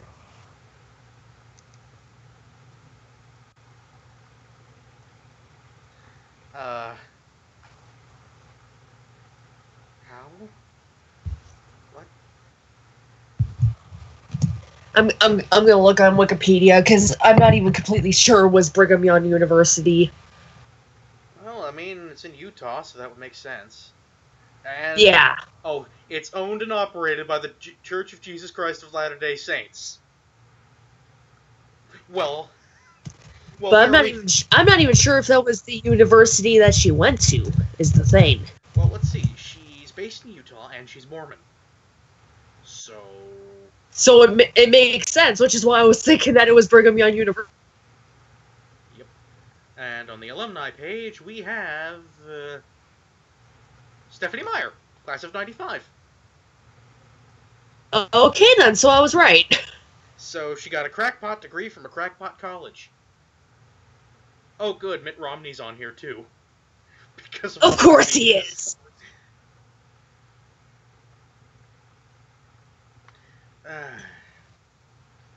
I'm just kind of giving a. I'm giving a quick just pass over of the list of. I'm giving a quick I'm just giving a quick once over of the list of. In the list of people who graduated from there. Dr. Farnsworth. Good news, everyone. That actual name, Philo Farnsworth, inventor of the electronic television. As opposed to the inventor of the clockwork television, I guess. So, yeah, a few inventors. Orson Scott Card, so, you know, raving... Another writer. And raving anti-feminist lunatic. Mr. Ender's Game himself. Yeah. Because, you know, he's totally got a good reputation. Ugh. A former Miss America contestant. Yay. John Hader. So, you know, Napoleon Dynamite. Napoleon Dynamite. Thanks. Oh, Don Bluth. Okay, well, they're not entirely embarrassed. They're not an entirely embarrassment, then. Lindsay Sterling, well, of course, she is Mormon. And, of course, the director of the Mormon Tabernacle Choir. Because... Mormon. And then sports balls people. Because I know sports balls people. I just want to point out, though, of the top, like, 7 most famous people, we've got Napoleon Dynamite, the Ken Jennings, the second most winningest U.S. game show contestant. So, a game show contestant, basically. Stephanie Goddamn Meyer, the president of the Mormon Church. Gee, surprise. The former CEO of Dell, the second worst PC company in America. Sorry, Hewlett-Packard. Mitt Romney, and his tiny, tiny face. And a quarterback. Like, these are the people you put on your front page? These are... Like, you've got a B-list actor. You've got a B-list actor, a game show contestant, the most reviled author in America, the president of your own church, the CEO of a crappy computer company, a failed presidential candidate, and Fubao. Congratulations, Brigham Young University. Twilight. Yeah, clearly this is completely relevant.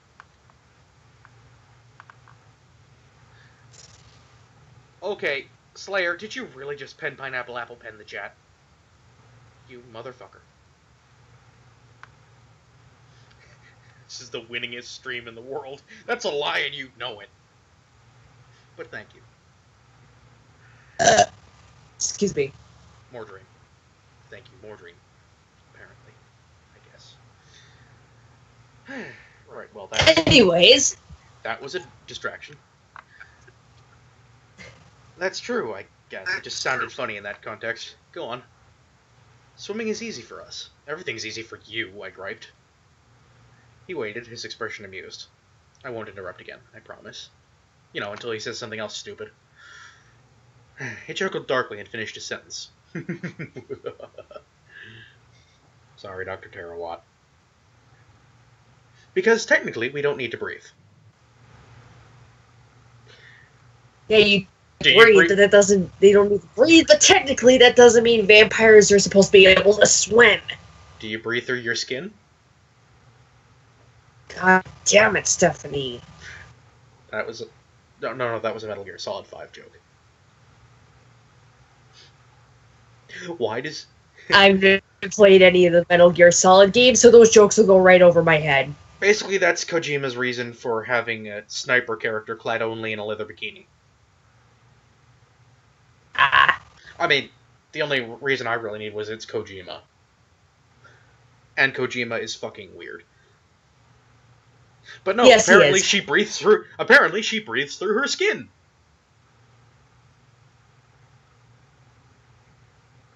Okay.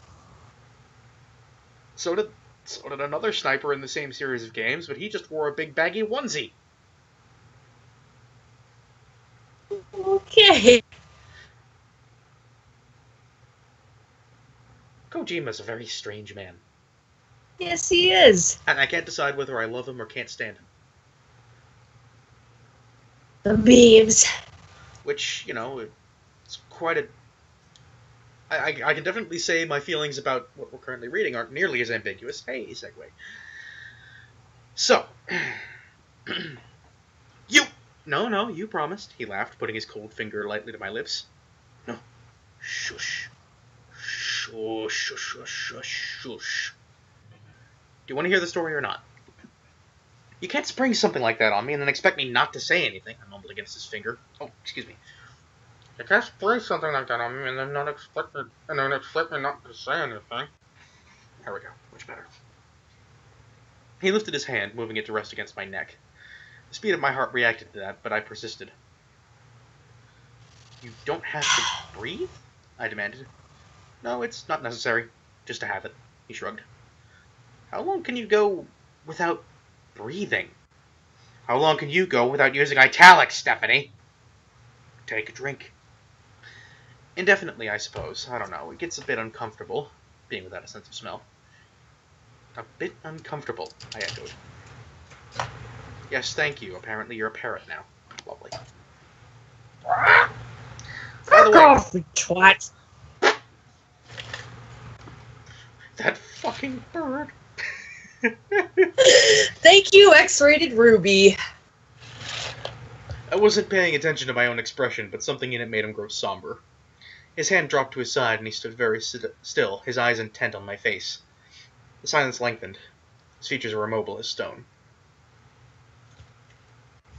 Okay, awkward silence. Why? What is it? I whispered, touching his frozen face. I was frozen today! What killed the dinosaurs? The Ice Age! What killed the Ice Age? The vampires! The BTS! What killed the vampires? Stephanie Meyer! Why are we so stupid? You're the stupid ones.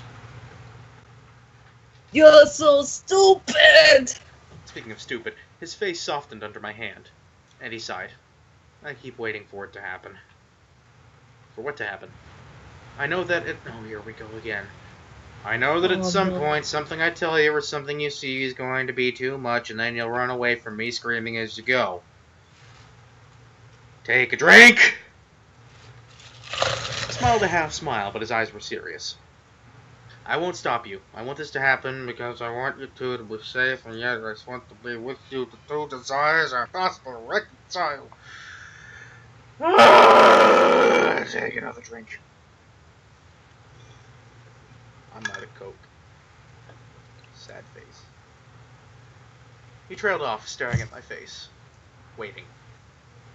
I'm not running anywhere, I promised. We'll see, he said, smiling at me again. I hate my life. I frowned out. So, go on. Carlisle was swimming to France. Like you do. He paused, getting back into his story. Reflexively, his eyes flickered to another picture, the most colorful of them all, the most ornately framed, and the largest. Yeah, this one has a little bit of dull yellow in it. It was twice as wide as the door it hung next to. The canvas overflowed with bright figures in swirling robes, writhing around long pillars and off marbled balconies. I couldn't tell if it represented Greek mythology or if the characters floating in the clouds above were meant to be biblical. No, just French. Apparently. Carlisle swam to France. Again, like you do! And I'm sorry, how can you even write that with a straight face? And then continued on through Europe to the universities there. By night he studied music, science, medicine, and found his calling, his penance, in that... In what? In saving human lives, which was... For once... Comma splice! Not even... Well, no, that's in a positive. After... That's in a positive. After, you know, that's in a positive in the middle of a dependent clause that somehow also ends. It's a run-on sentence. It's not a very long run-on sentence, but it's a run-on sentence. You lose the plot. Just God damn it. His expression became odd, almost reverent. Oh my god! What is with these people worshipping each other? It's the most... This isn't a family of vampires, it's a circle jerk of vampires. An orgy, if you will. Is that like a congress of vultures? Or a... Confederacy of dunces? Yes, I suppose so. I was going more for like the whole, you know, like gaggle of geese, duffel bag of seals. Wait. For the record, no, duffel bag of seals is not a thing. Yes, it is. Ifrit? What? For God's sake, I told you to get rid of the duffel bag full of seals! But they wasn't there. Ifrit. Plausible deniability. Oh. I mean, if you want to go to jail... They're fine, though. Just look at them. See? They like it. It's illegal! No, it's not. Show me the papers. You told me to show you my papers. Are you an Papers, Nazi? please. Or an Arstotzkin? No. No, I'm the Stoskin Border Patrol. Oh no. But I'm not shaped like a potato! I am a... Okay, can we just get back to this, please? Yeah. No. Okay, glory to Arstotzka. Right. Swimming to France. Circle jerk.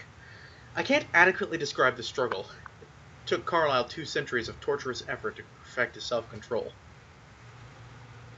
Now he's all but immune to the scent of human blood, and he is able to do the work he loves without agony. He finds a great deal of peace that...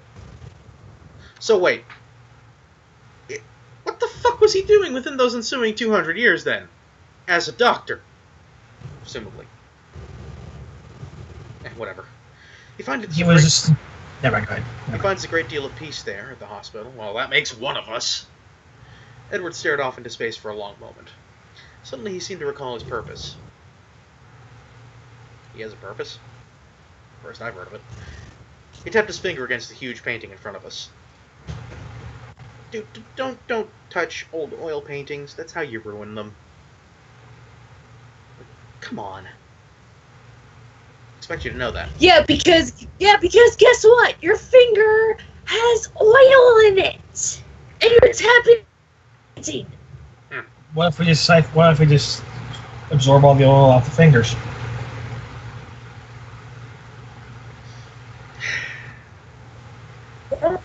That's why all those paintings tend to be in their own containers of sorts, or they have them saying "Do not touch."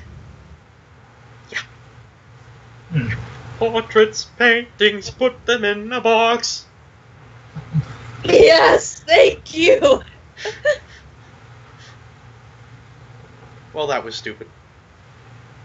What were you expecting? He was studying in Italy when he discovered the others there. They were much more civilized and educated than the wraiths of the London sewers. Why are there wraiths in the London sewers? Because they're looking for the hobbitses.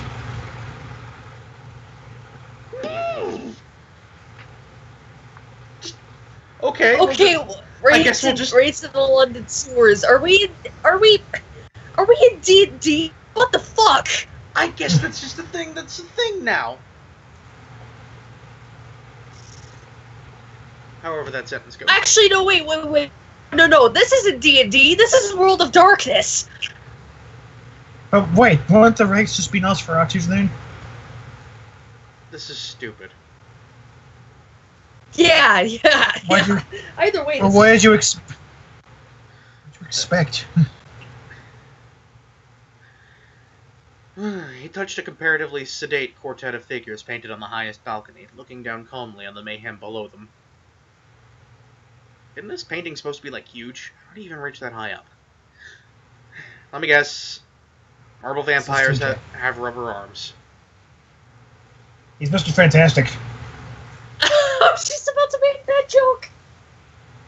Well, I mean, going by Bella's descriptions of him, you can't be wrong. Okay.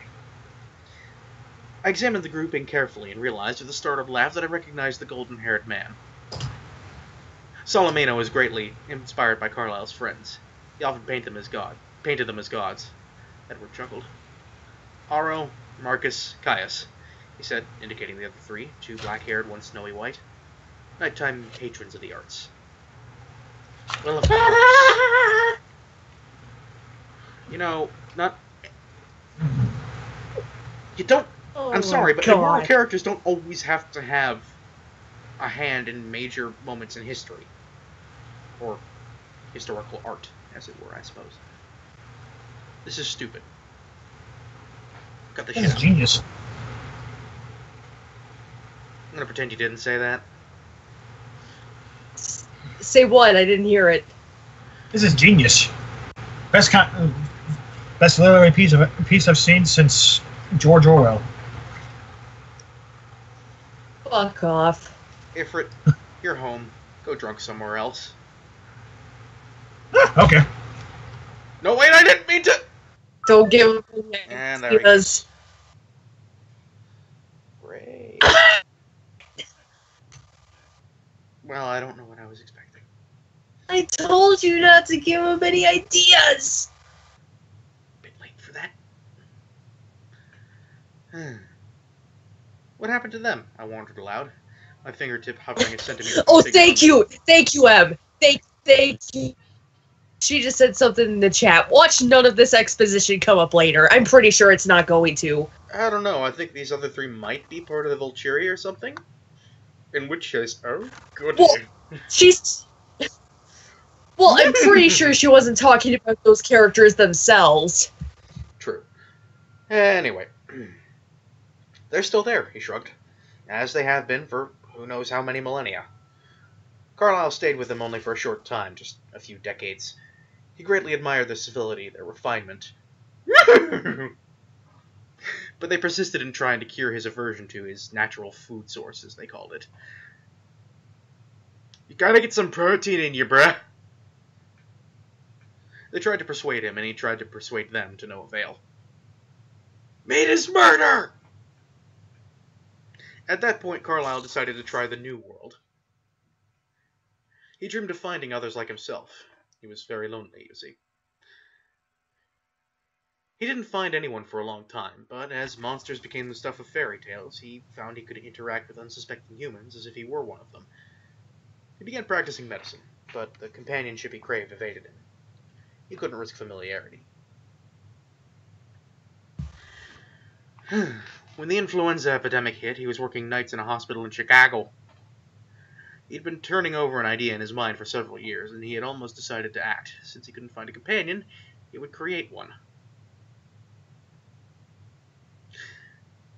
Feed my So now freaking died. That's the direction you went in. You know what you know which direction I went in?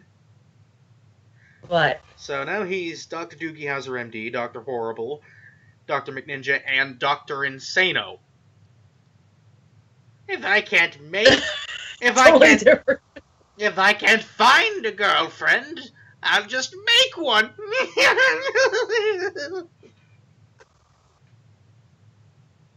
Sorry, Spoonie. Well, maybe only a little bit. Jesus Christ. He wasn't absolutely sure how his own transformation had occurred, so he was hesitant. And he was loath to steal anyone's life this way. And he was loath to steal anyone's life the way his had been stolen. There we go. It was in that frame of mind that he found me. There was no hope for me. I was left in a ward with the dying. He nursed my parents and knew I was alone. He decided to try science. His voice, nearly a whisper now, trailed off. He stared unseeingly through the west windows. Again, how do you... You know what? Just fuck it. Fuck it, there's a compass on the mahogany desk now. Happy? Good. I wondered which images filled his mind now. Carlyle's memories or his own. Well, seeing as he's probably not... Well, I mean, actually, he probably is privy to Carlyle's memories, at least a little bit. Never mind. Fucking random-ass vampire telepathy. Sure, why the hell not? I waited quietly. When he turned back to me, a gentle angel smile lit his expression. And so we've come full circle, he concluded. Have you always stayed with Carlyle, then? I wondered. Almost always. He put his hand lightly on my waist and pulled me with him as he walked through the door. I stared back at the wall of pictures, wondering if I would ever get to hear the other... How did you stare back at the wall of pictures? If that's the wall that the door was in. You went through the door. How can you see the?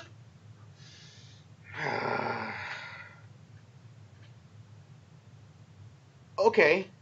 Either the Cullen household is set up like an M.C. Escher painting, or Stephanie Meyer just doesn't know how to write direction. Or Stephanie Meyer doesn't know a goddamn thing about blocking and direction.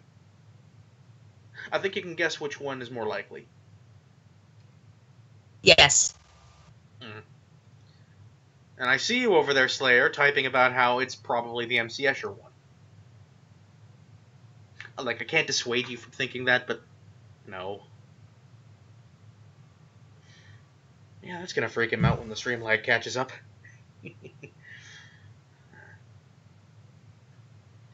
I lost my place. Oh no. Ah, there we are. Edward didn't say any more as we walked down the hall, so I asked, "Almost?" He sighed, seeming reluctant to answer. Well, I had a typical bout of rebellious adolescence, about 10 years after I was born, created, whatever you want to call it. I wasn't sold on his life of abstinence, and I resented him for curbing my appetite. You just had to put it that way, didn't you? Next. Next. So many dicks. So I went off on my own for a time. It's the only way I could masturbate in peace.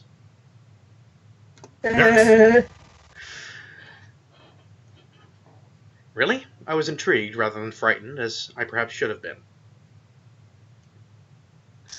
Oh, right, Mormon. Right, Mormons. Because, you know. Don't masturbate in your magic underwear, kids. You'll go blind. I'm over here.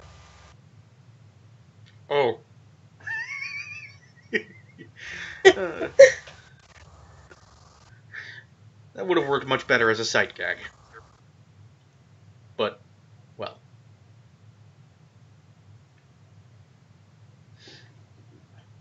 Anyway. Where the fuck was I? I need to stop doing this. He could tell. There we go. He could tell. I vaguely realized that we were headed up the next flight of stairs, but I wasn't paying much attention to my surroundings. Watch you trip over one of those stairs. More importantly, another flight of stairs. You fool! You ruined it! Okay, Slayer, fair enough. I guess this is an MC Escher painting. You know what, speaking of, I'm going to pop in just to see... Yes, good! I'm going up the stairs, going down the stairs, and going up the stairs, and going down the stairs, and going up the sideways stairs. Yes, good, perfect. Oh... Slayer for #1 fan. Fucking love this guy. That doesn't repulse you?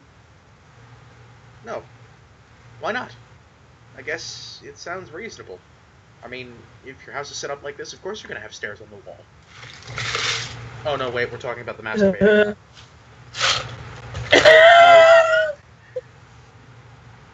Next. Oh no, well, I thought that was about bananas and pajamas. He barked a laugh more loudly than before. Bark! We were at the top of the stairs now, in another paneled hallway.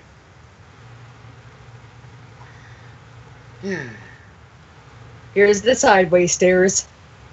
These are my sideways stairs. These are my ceiling stairs. Those are my stairs. It's okay if you want to stare. You can check out anytime you like, but you can never leave. Oh, This is how the stairs work. I've already checked out. As you can probably tell from my commentary. From the time of my new birth, he murmured. Take a drink. I had the advantage of knowing what everyone around me was thinking, both human and non-human alike.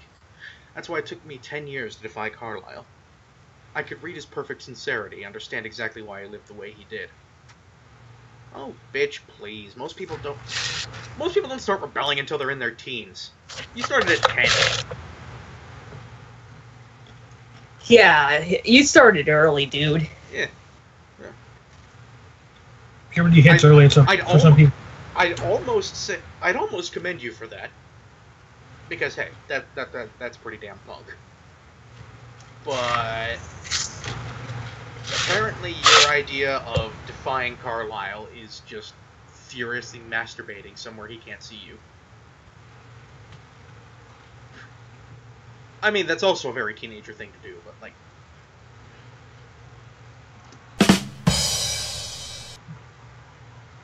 Yeah, I'm not gonna let that one go. I'm sure that's an innuendo of some sort as well, I just can't think of how. It took me only a few years to return to Carlisle and recommit to his vision, even though I'd lost mine from excessive masturbating.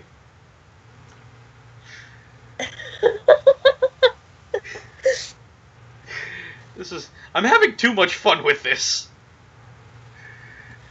I thought I would be exempt from the depression that accompanies a conscience.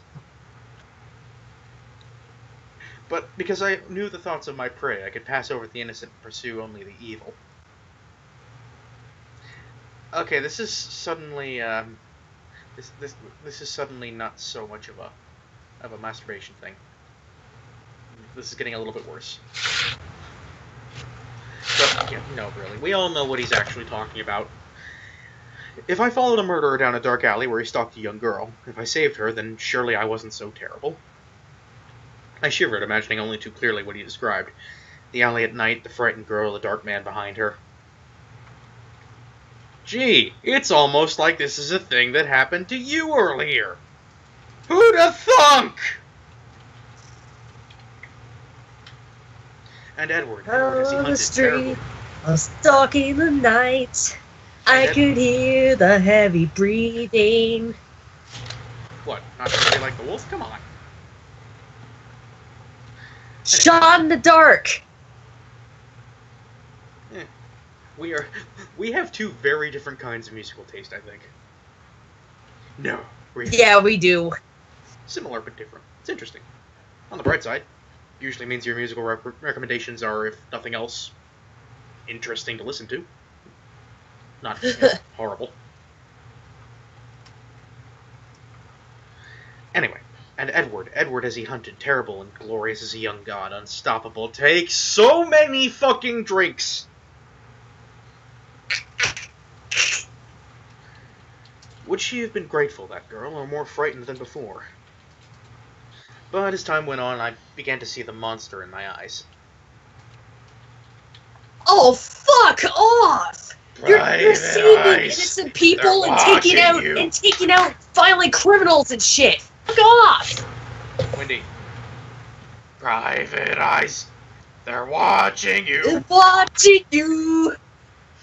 They see your every move. We just keep coming back to Hall & Oates. Also, take a drink. I am enabling my followers' alcoholism. Also, Stephanie Meyer! Missed opportunity! Do I want to know what this misfortune? You could have had so much mileage with that! Why didn't you stick with it? With what? With what Edward originally was doing. Oh, right, the whole kind of... Right, the vampire vigilante thing. Yeah, no, fuck it, I'd read a comic book like that. That's good anti-hero material. I think the only problem No shit! I think the only problem here is that it's Edward. Ugh. Yeah. No, thank you, sir. Imagine how much better of a character he would have. Then again, he watches Bella while she sleeps. Yeah, I honestly think there's only so much you can do with this guy. And most of it's horrible. I feel that, sister.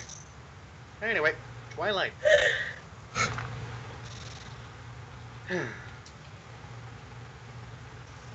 I couldn't escape the debt of so much human life taken, I hurt so much right now. no matter how justified. And I went back to Carlisle and Esme. They welcomed me back like the prodigal. The prodigal... Prodigal, Stephanie, is an adjective. Do you mean the prodigal son? The prodigal... Heffalump?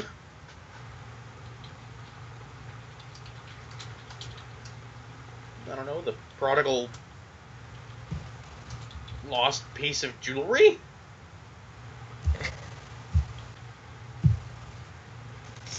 The prodigal Lego?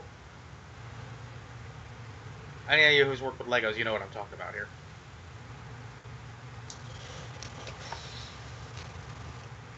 Piece you need. I've heard about it. The piece you I've need. heard about it. Oh, okay. No, I was just finding the upstairs. Ah. Work. I just saw that Slayer said it. We've had enough Gale rages for today. Given how much I'm hurting right now from my last rage, I don't know if I can rage. Let's find out. Yeah. It was more than I deserved. Damn right it was. We come to a stop in front of the last door in the hall. Oh good, we've come to the sex dungeon. Oh wait, wrong book. Don't. What, like your Xbox? Don't. My room, he informed me, opening it and pulling me through. His room faced south. Oh god damn it! Why are there compasses all over the house? His room faced south because somehow you knew that. She must have a really good sense of direction. Jesus Christ! Well, I mean, again, going back to the incident that we alluded to, or just a few paragraphs up. No, she doesn't. I think she might just be part seagull or something. Anyway. Hey, you brought it up. Mine? His room faced south with a wall-sized window like the great room below. The whole backside of the house must be glass. Urge to throw stones, rising. His view looked down on the winding Solduke River, across the untouched forest to the Olympic mountain range. The mountains were much closer than I would have believed. Okay. The western wall was completely covered with shelf after shelf of CDs. This room was better stocked than a music store. In the corner was a sophisticated-looking sound system, the kind I was afraid to touch because I'd be sure to break something. Say it with me. She's clumsy. Thank you. There was no bed, only a wide and inviting black leather sofa. Oh no. Oh no. The floor was covered with a cool Corinthian leather. Wendy, do you know what the Black Couch audition is? What the what? Do you know what the Black Couch audition is? No. I'll give you a hint, even though it's on the soundboard, so you won't be able to hear it. Just grab them in the biscuit.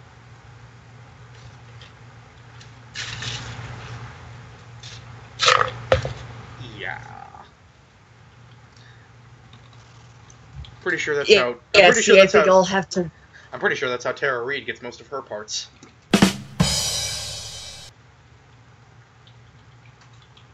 Okay, I think that line alone gives me enough of a hint.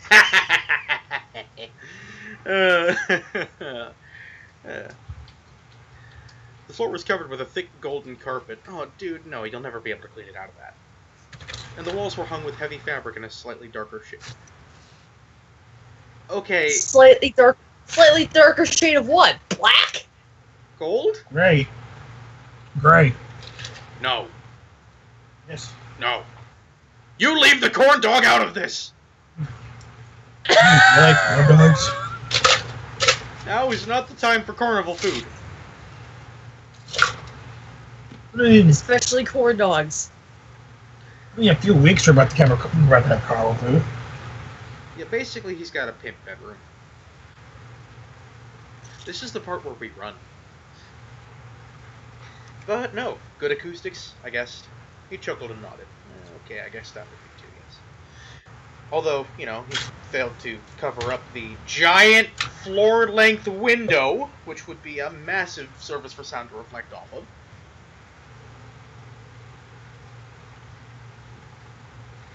He picked up a remote and turned the stereo on. It was quiet, but the soft jazz number sounded like the band was in the room with us.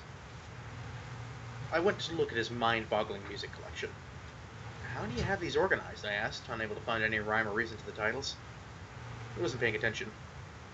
By year and then by personal preference within that frame, he said absently. I turned, and he was looking at me with a peculiar expression in his eyes. Buddy, that is not how you organize music. That is not how you organize music. At all. I mean, there's a lot of different ways people do it, but as far as I'm concerned, the only real way to do it is genre, artist, order of release. Like, is that so hard to get? It's how record stores do it. Or if you just want less organization than that, just alphabetizing. Ugh. Oh, but then you get stuff all over the place. Do you alphabetize based on album title or based on artist? Yeah, see, I know people who just simply alphabetize based on artist. Now, see, that makes a little more sense. I'm a little more okay with that. Although, again, I would argue... I would, again, argue for at least a certain level of chronology within, you know, the works of an individual artist, and this is really not important. Let's keep going. Yeah, let's keep going. I like the music, guys.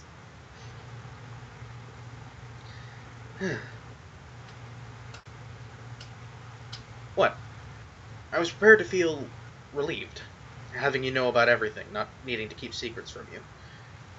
But I didn't expect to feel more than that. I like it. It makes me happy, he shrugged, smiling slightly. Is this your first time feeling emotions, sir? Because that's generally how relief feels. I'm just saying. Anyway. I'm glad, I said, smiling back. I'd worried that he might regret telling me these things. It was good to know that wasn't the case. But then, as his eyes dissected my expression, his smile faded and his forehead creased. Oh, here we go again! You're still waiting for the running and the screaming, aren't you? I guessed. A faint smile touched his lips, and he nodded. If you have anything left to drink, drink it now. I hate to burst your bubble, but you're really not as scary as you think you are. I don't find you scary at all, actually. I lied casually. Right, well, A, you're lying, and B, I could totally believe you saying that truthfully because you are literally too dumb to live!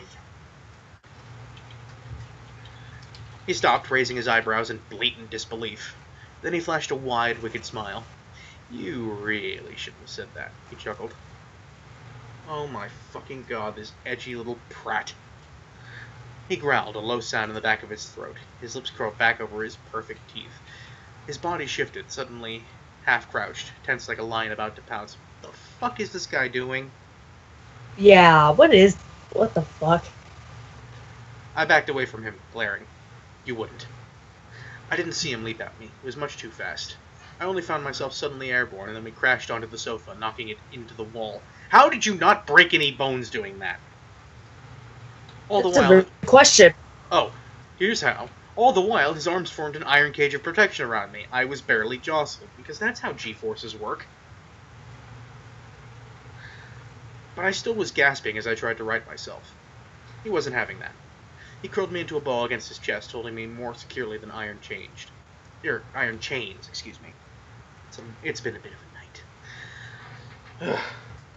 I glared at him for long, but he seemed well in control. Well, you don't say he's in control. His jaw relaxed as he grinned, his eyes bright only with humor. You were saying, he growled playfully. That you were a very, very terrifying monster, I said, my sarcasm marred a bit by my breathless voice. Well, I mean, you're not entirely wrong. He, at the very least, is not afraid of being accused of being sexually assaulting someone.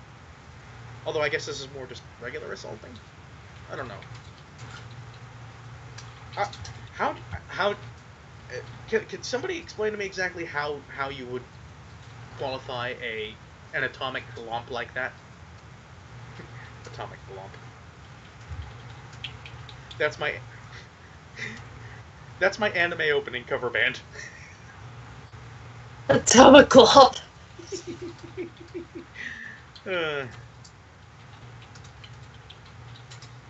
Much better, he approved. I struggled. Can I get up now? He just laughed.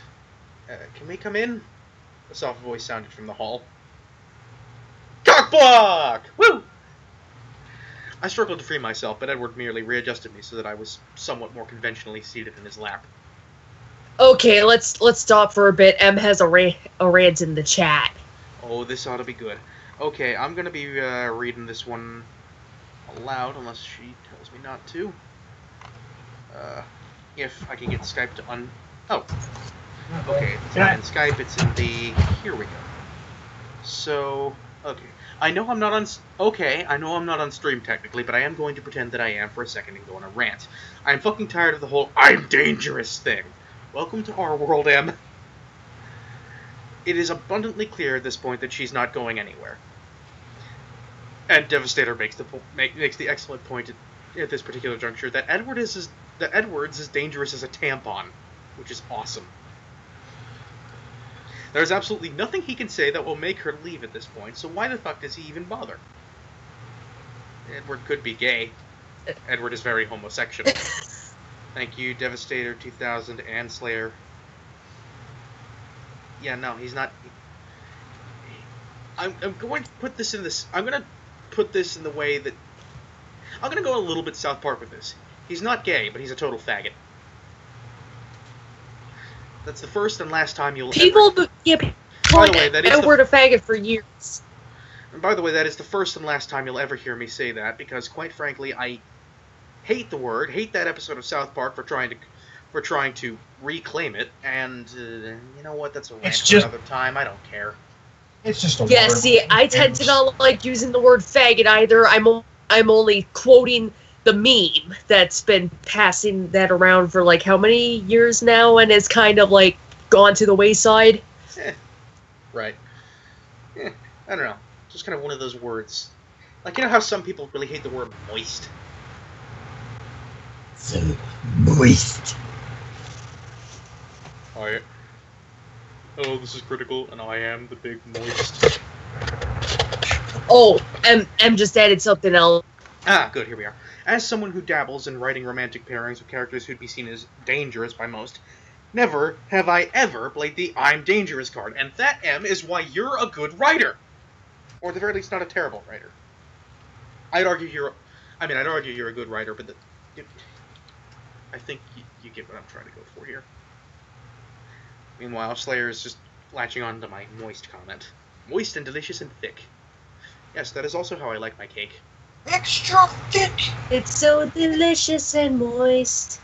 I should clarify, the dessert, not the analog kid. Because that's just weird. I'm sure we were all talking about the dessert. I know, but considering we have a colleague by the name of Cake, Cake the analog kid is cool too. Yeah, he's a good dude. But I would never describe him in any of those ways. Mostly because both he and Parvati would kick my ass.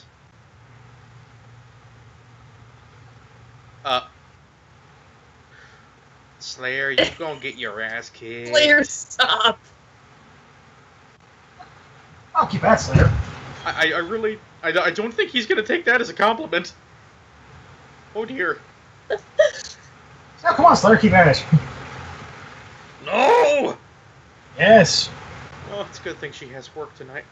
It's a good thing he has work tonight, excuse me. I'll be right back. I said he. You can't tell me I didn't say he. I will edit that out. I can't edit that out. Who cares? I'm tired. I'm having pronoun trouble. I'm amazed I haven't just... It's just a matter of time before I go full on me talk pretty. Oh, look, there I go.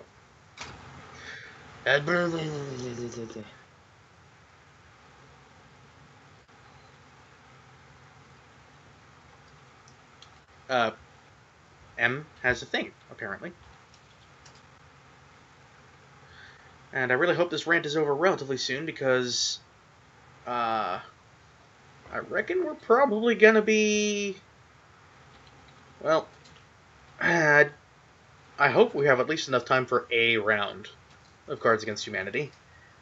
But, I don't know. As often as we're getting distracted, it's just kind of starting to get worrying. You know what? Until M has a continuing thing, I might just continue reading. Is that okay with everybody? Oh, never mind. Here we are. I have a pairing involving a shy woman and a man who fucking walked out of hell itself. A lot of the character development involves her realizing he's not as dangerous as she thinks. I've been privy to a lot of that development, and it's fascinating. Both in terms of what can be... Both in terms of what... Yeah, you did not have him be like, I'm dangerous. And that's the thing. I really hope you do decide to kind of go public with those particular bits of writing, because I think it's an excellent example of stuff that... Of a relationship dynamic that's in a similar vein to Twilight, but is done infinitely fucking better.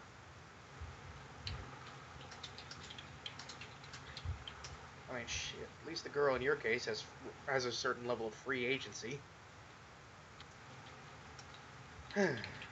Anyway, that was a digression, but a very worthy one. I think we should continue.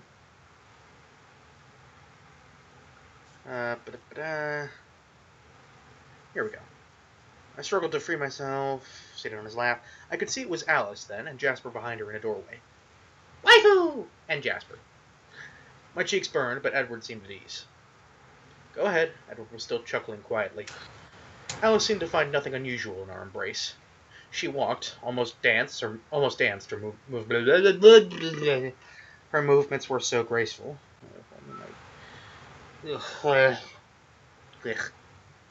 To the center of the room, where she folded herself sinuously onto the floor. Jasper, however, paused at the door, his expression a trifle shocked. He stared at Edward's face, and I wondered if he was tasting the atmosphere with his unusual sensitivity. It sounded like you were having Bella for lunch, and we came to see if you would share, Alice announced. She has a horrible sense of humor. I love it. Again, why isn't Alice the fucking protagonist? She's legitimately kind of interesting. I stiffened for an instant until I realized Edward was grinning. Whether at her comment or my response, I couldn't tell. Sorry, I don't believe I have enough to spare, he replied, his arms holding me recklessly close. Actually, Jasper said, smiling despite himself as he walked into the room, Alice says there's going to be a real storm tonight, and Emmett wants to play ball. Are you game? Okay, so the baseball game is at night? Okay, I'm back. Okay, I mean, there are nighttime baseball games. I mean, yeah. And it's not like playing at night is of any detriment to them. So, yeah, whatever. The words were all common enough, but the context confused me. Oh, I actually know a thing or two about the context behind this, so... Get ready for some real stupid chillins. It's probably going to be the next chapter, though. So, you know, get ready for some real stupid next week, I guess. On the bright side, it means you have plenty of time to prepare. I recommend going out and buying a whole gallon of your respected home brew. Right, anyway. The words were all common enough, but... Right, I gathered that Alice was a bit more reliable than the weatherman, though. Edward's eyes lit up, but he hesitated. Of course you should bring Bella, Alice chirped. I thought I saw Jasper throw a quick glance at her. Excuse me. You can't bring her. I'm dangerous. Yes, exactly. Yes. But no. Do you want to go? Edward asked me, excited, his expression vivid. Sure. I couldn't disappoint such a face. Oh, your puppy face. Where are we going? We have to wait for Thunder to play ball. You'll see why. He promised. Will I need an umbrella? They all three laughed aloud. I have an umbrella. Will she? Jasper asked Alice. No, she was positive. The storm will hit over town. It should be dry enough in the clearing. There we are. Good, then. The enthusiasm in Jasper's voice was catching, naturally. I found myself eager rather than scared stiff. Let's go see if Carlyle will come. Alice bounded up to the door in a fashion that would break any ballerina's heart. Like you don't know, Jasper teased, and they were swiftly on their way. Jasper managed to inconspicuously close the door behind them. How does one inconspicuously close it? You know what? Fuck it. I don't care. What will we be playing? I demanded. Didn't they already mention it was baseball? Yeah. Yes. Yes, they did. Well, they mentioned ball. But yeah, it's baseball. I rolled my eyes. Vampires like baseball? It's the American pastime, he said with mock solemnity. Okay. Okay. You know what? The delivery on that was pretty decent. That's actually kind of funny. Doesn't make up for the fact that literally nothing happened this chapter again. Like, I mean, are you surprised at this point? literally all we got was more backstory that we did not need.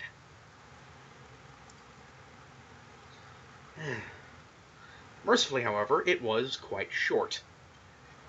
And, you know, that's nice. Shame they're not all this short. It's just... it's just so little to work with here, you know? Like, nothing happens. It's all just the same old shit. It's honestly getting harder and harder to riff on this stuff. Or maybe I'm just having an off night. Hard to say. Well, at any rate, that is this chapter over, and next week we will be reading... Wait for it. The game. Well, congratulations, we all just lost it. That's not an old joke or anything. Let's see how long this chat. It's not an old joke. So then, that's that over and done with. And with about 45 minutes to spare. So, what's the little Cards Against Humanity?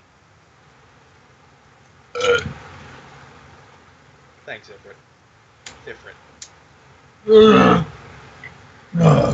Okay, well, I'm gonna see if I can't set things up here real quick. You might see some crazy shit going on screen as I need, just because I might need to test a few things, but we'll cross that bridge when we get to it. For now, I need to go and set things up. Okay, so this one is the long. So the next is the long one, unfortunately. Uh-oh. Roughly 12. Ah, here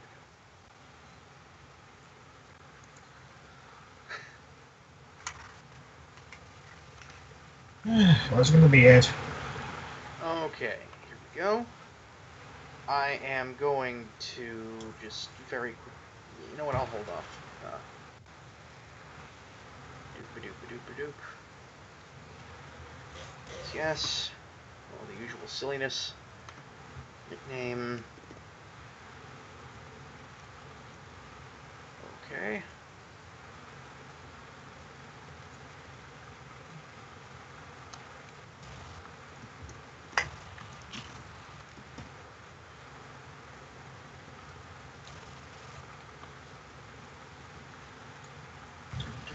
Alright. Okay, I've got the room set up here.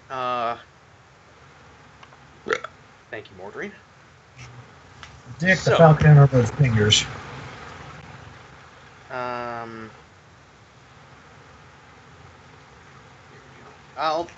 be posting the link for it in the live chat. So, well, in the live chat and in the video description, just in case it scrolls back by too fast for people to get in. Excuse me. I'm not asking about that. I'm asking which room you're in, which lobby. Well, since I'm linking it, it should take you directly to both the lobby and the. I'm on my phone. Oh, it's on the biggest, blackest. Yep. I love the names for this, by the way.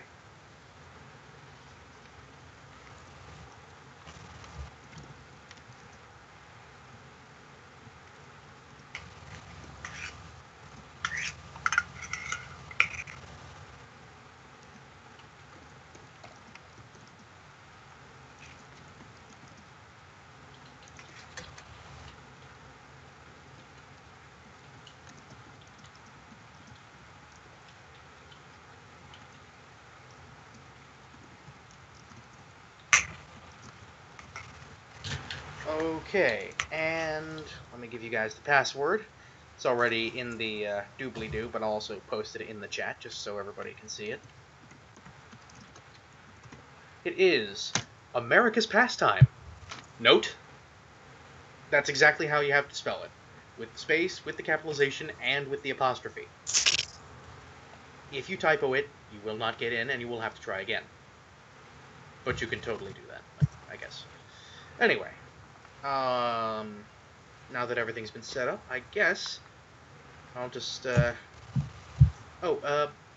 any of my fellow streamers need the, do any of my fellow streamers need the link?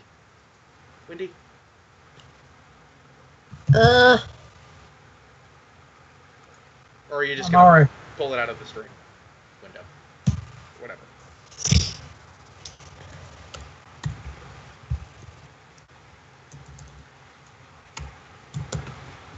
I don't chat saying that. Do what?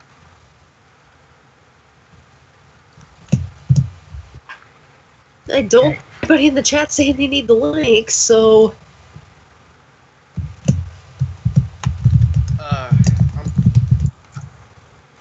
I'm just gonna go ahead and put it in Skype. Ifrit, have you found it yet? I found it, but I can't get in. Have you put in the password? How do I put in the password? It usually gives me a link. It usually gives me a deal to say where to type in the password. It's not giving me the deal. That's weird.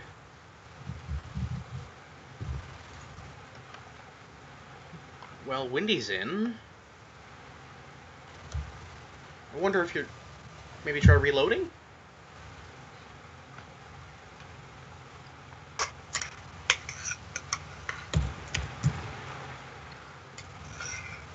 I mean, I tried join, but it just keeps saying I press join, but it just keeps saying that password's incorrect. Are you typing it in exactly as I've written it? No, it's not even showing me where to type in the password. Okay, that's super weird. I don't suppose you could click on a link. I don't suppose you could get there on a link from Skype, could you? I might. Well, let's give that a shot real quick. I'll shoot the link over to you. Okay, I'll be right back. Alrighty. We are so professional. I should be able to just use this. Nope. Still no? Still no. Hold on, I'm gonna see if I can try if it's the browser. Fuck off, Firefox! Okay, meanwhile, I'm just going to go ahead and do some crazy, silly, chocolatey coated, stupid, weird shit. Okay.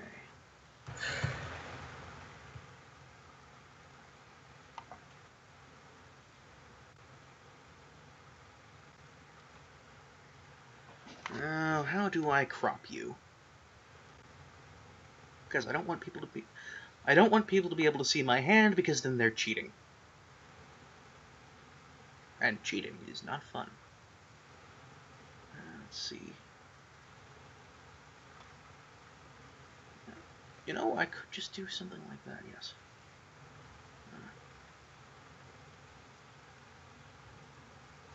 Let's see.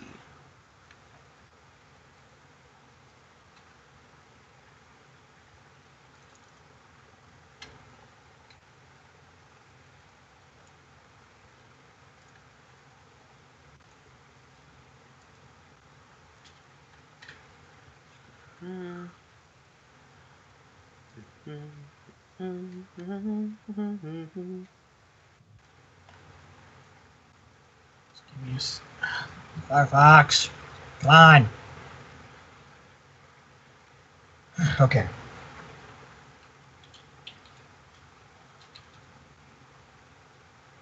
Alrighty. And that should be good. Alright. Hold on. No worries. You take your time. Just need to pop over in here. Oh, that's perfect! I love it when I get things right. Doesn't happen too often. Anyway, y'all, we're just waiting on you guys to come on in, whenever you feel like it.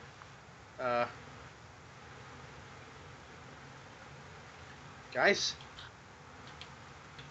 Like, I know y'all are having fun talking about things, and that's great and all, but, if you want to be part of the game, you have to sign in.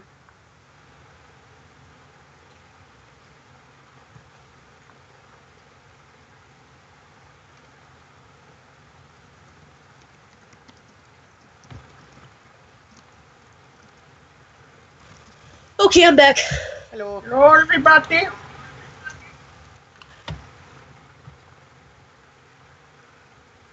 Okay, so we're not going to get M for this one. A shame. But, you know, so it goes. Looks like it could just be us.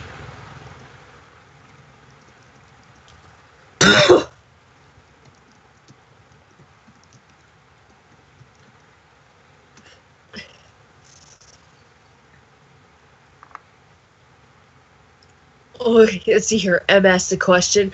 Have you ever done research on how long Twilight took to write? That's a very good question. Devastator's guess is a week. This is not a guess that this is not a bad guess.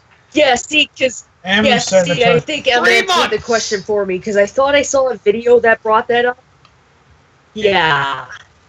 She wrote that... So, in which it was mentioned that it only took 2 or 3 months. And I think M answered the question and that it only took 3 months, because I remember seeing that in the video. Wow.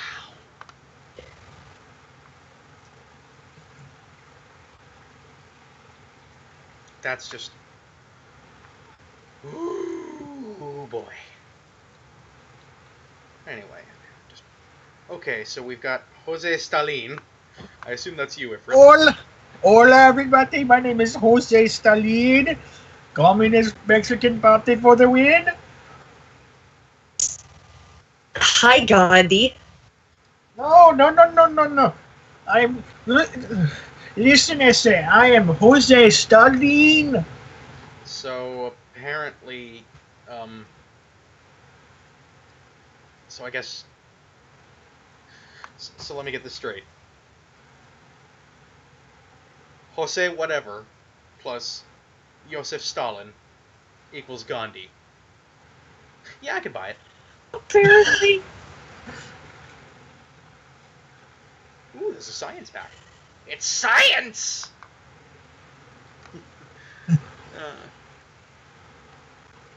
Alright, pop back over. Devastator. I write better fanfics than her in a week. Okay, well, it looks like... Okay, I have not heard a single thing from anybody in the chat about wanting to join in. So... I had some white cards, too. Add some black And ones? one thing that's kind of pathetic is that...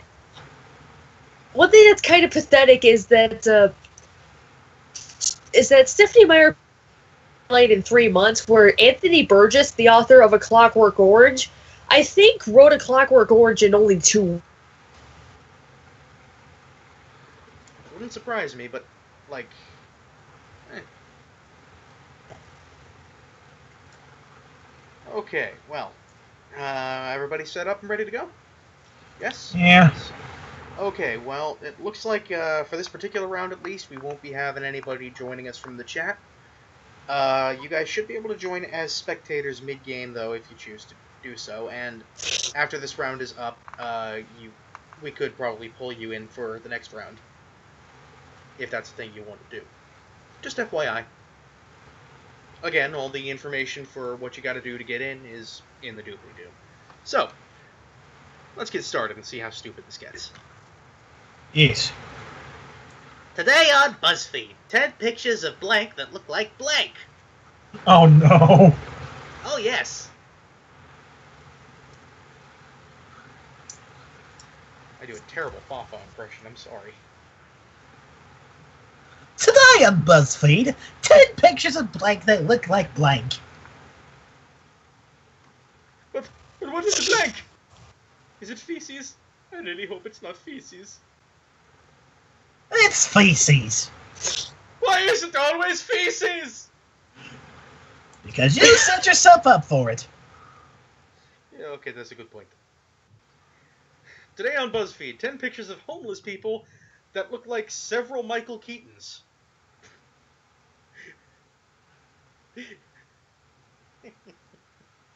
Homeless Batman.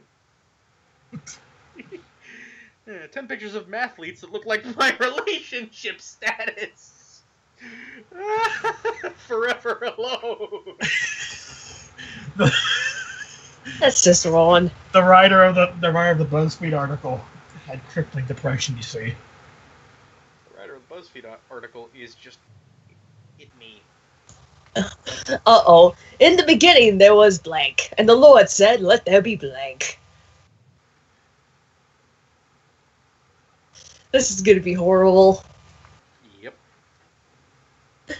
The suspense is killing me.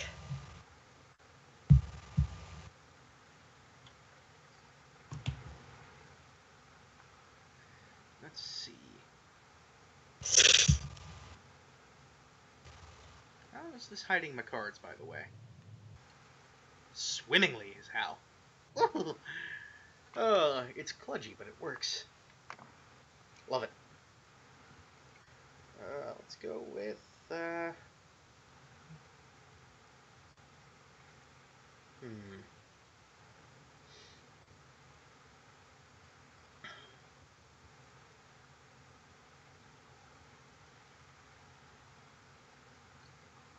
thinking, do I want to go full on Alex Jones? What? In the beginning there was frogs. And the Lord said, let there be chemicals in the water. Cave frogs. Not quite, but a good guess. In the beginning there was goats eating coin. There'd be oncoming traffic. In the beginning there was a vague fear of something called ISIS, and the Lord said, let there be God.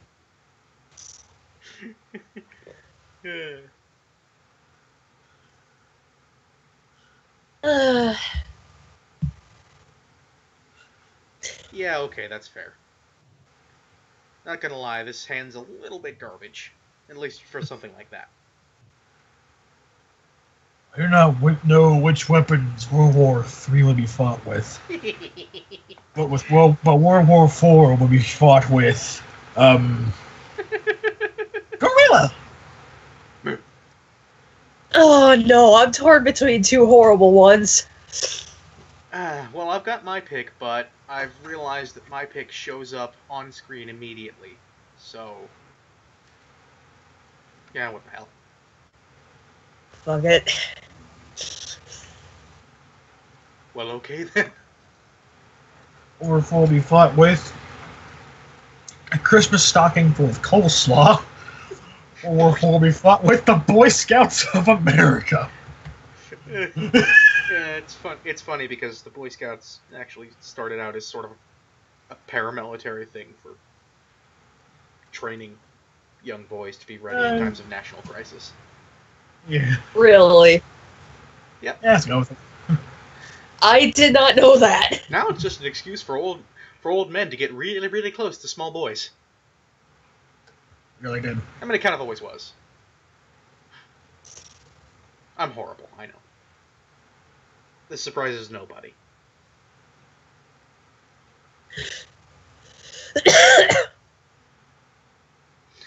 When you get right down to it, blank is just blank.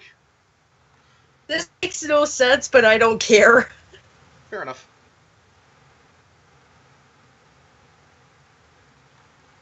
Not for sure the Christmas stocking full of coleslaw would have gotten more of a reaction, though. Maybe it's just that I really hate coleslaw. So, when you get right down to it, drinking responsibly is just that thing that electrocutes your abs?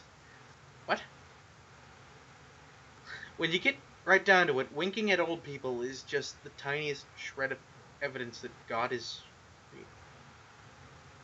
Neither one of these makes any sense, but I don't care. I had nothing! I would like to inform you all that my co-hosts... Neither did I! I would like to inform you all that my co-hosts right now are, in fact, completely high. Neither one of us had anything that worked. I mean, Ifrit's worked marginally more? I think? Yeah, I admit that. Oh, shit. Oh, no! Oh, no! This is gonna be horrible. Oh, no! Michael Jackson's Fire Woman. He thought about concealing a boner or rising from the grave. This one wins. Oh, come on! Thriller, man. Well, I tried. Adventure. Romance. That thing that electrocutes your abs. From Paramount Pictures. Everything is covered in faces!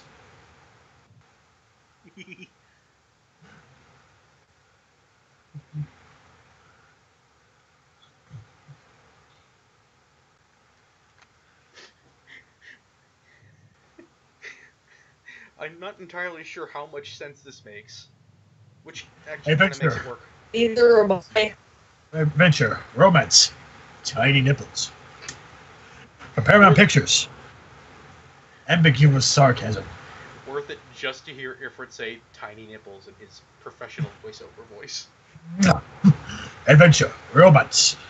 My dad's dumb fucking voice. You hear me, Dad? I can be your writer someday, Dad! Look at my fan fiction! From Paramount Pictures. Mr. Dressed Up. What? What's that? I'm not gonna lie, that one's really good. I like that one, that's good. A+, thumbs up. Or, what is it good for? I mean... of course, I have several very good cards for this, and I'm the card czar.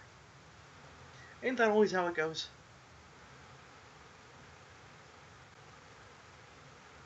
Also, I'd just like to point out that our current timer duration is set at 2,147,483.647 seconds. So hurry up. Oh, damn it. Why do you do this? I was come honestly on. expecting Crippling Debt to win. I mean, they're both accurate, but only one of them actually eats a hole in my soul. Of course, that's a lie. I don't have a soul. I sold it for Transformers. Oh, boy. Oh crap, I don't know which one to pick. I got so many good ones.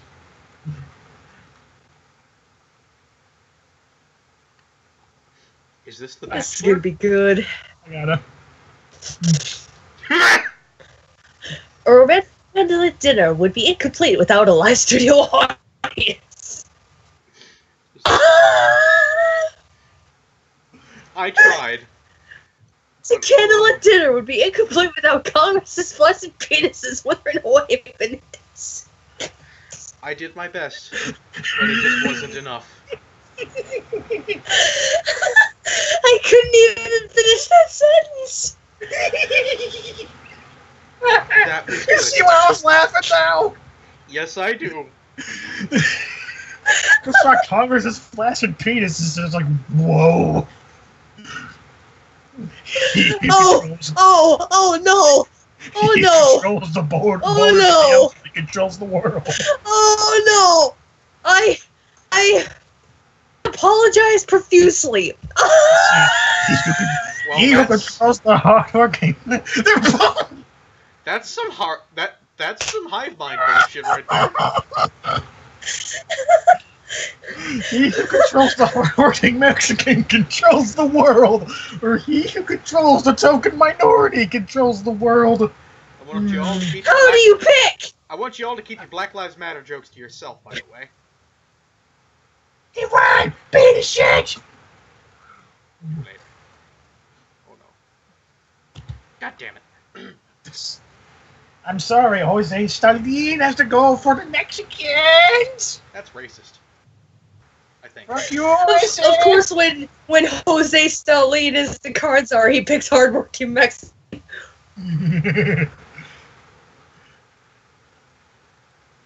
I'm sorry, sir, but we don't allow being so fun, say, at the country club. Why isn't there a regular car reviews? Why isn't there a regular car reviews deck for this game? I'm sorry, sir, but we don't allow Oompa Loompas at the country club. Well, hi, Donald Trump!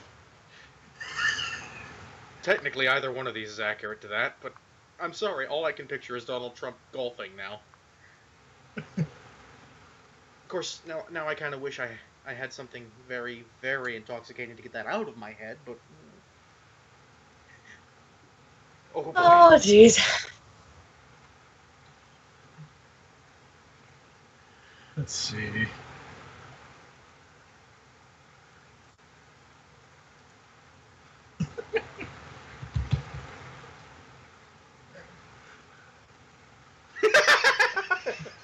Some kind of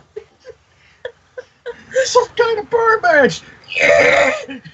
Mastodon, Pterodactyl, Triceratops, Saber-toothed Tiger, Ham. Ham? Bird match! Gosh damn it. Yeah! God ham it.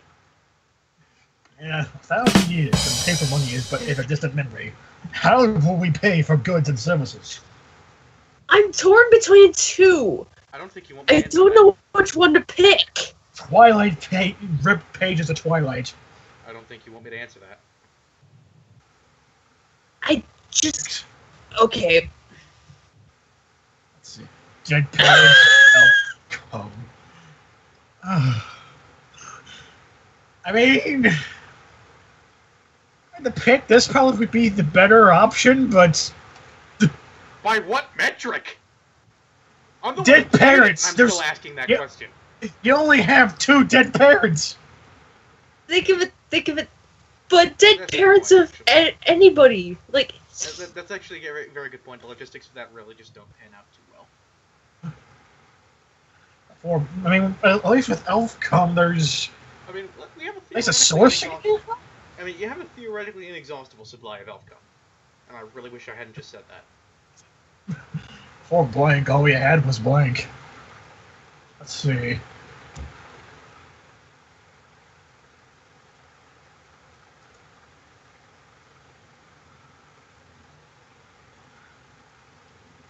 I'm about to regret everything, aren't I? Before finger painting, all we had was a salty surprise? Oh, that's gender. Oh no. Oh, Before sexting, yeah. all we had was some shit hot guitar licks. Dude. Well, not everybody can play guitar. And anybody can sext. You know what they say about guitarists. All right. See, Ah, is Em heading off for the night? Alright. yeah. Night, Yeah. Em. Then, Fortunately for us, our Our chat does not require much moderation.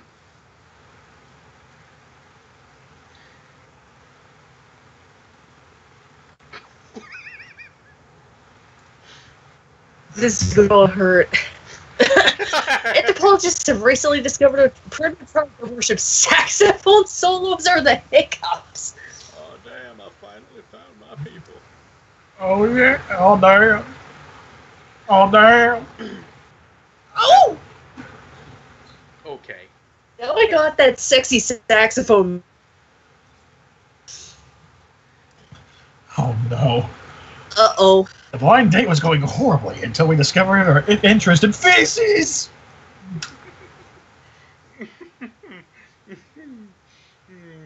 Talk about a geeky turn-on. Let's see. The blind date was going horribly until we discovered our shared interest in firing a rifle while into the air while balls deep in a schooling hog. Squeal like a pig! Or about 3.7 billion years of evolution. I would go with this. Yeah! Ding ding ding ding ding ding ding ding ding ding ding. I think that noodling got a little bit out of hand. It lurks in the night. It hungers for flesh. This summer, no one can sing. Oh no! Well, this is painful.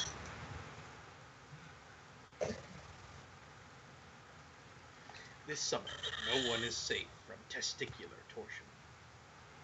No one is safe from an ass disaster. I mean, technically, testicular torsion is only going to affect about 50% of the population, so... Ass. What has been making life difficult? God! An ass disaster.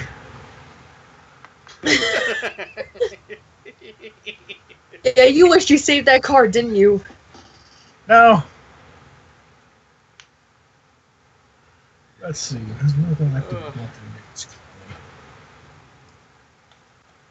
What's been making life difficult at the nudist colony? A man-shaped box or an unhinged Ferris wheel rolling toward the sea? I think you'll find that makes a lot of people's life difficult. It does. But so can a man-shaped box. I mean, especially in a nudist colony. I mean, the Ferris wheel could do more damage than the man-shaped box. Well, yeah, but... But an unhinged Ferris wheel isn't going to make life difficult specifically at the nudist colony. But what if it's rolling towards the nudist colony? I can kind of see it making life difficult at the nudist colony as well as the various surrounding areas of non-nudist colony-ness. Just playing a little devil's advocate, you know? What's a girl's best friend? Come on, Wendy, what's a girl's best friend? Oh! Oh boy! I gotta play this. Penis envy or vagina dimension? Wow, Wendy, girls sure are strange. Wendy, you have a vagina, probably.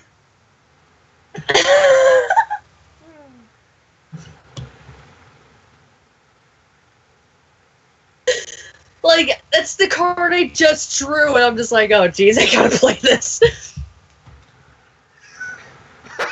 Oh, this is topical.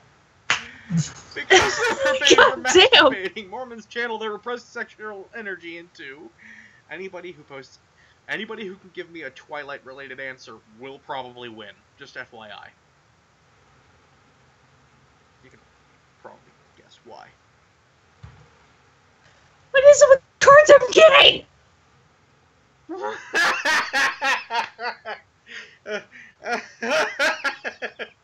Into Euphoria by Calvin Klein.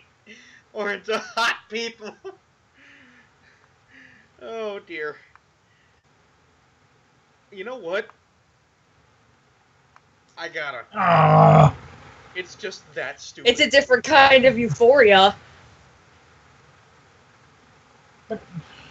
Uh-oh. Oh no!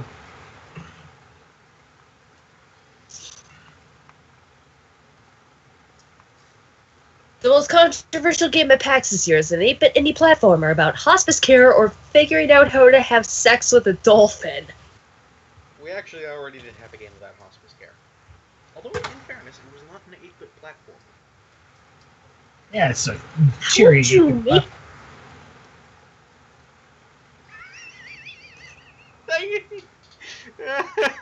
Shut up, Bugley. I just love how you're just sitting there like, how would that even... And then you choose it anyway. As king, how would I keep the peasants in line?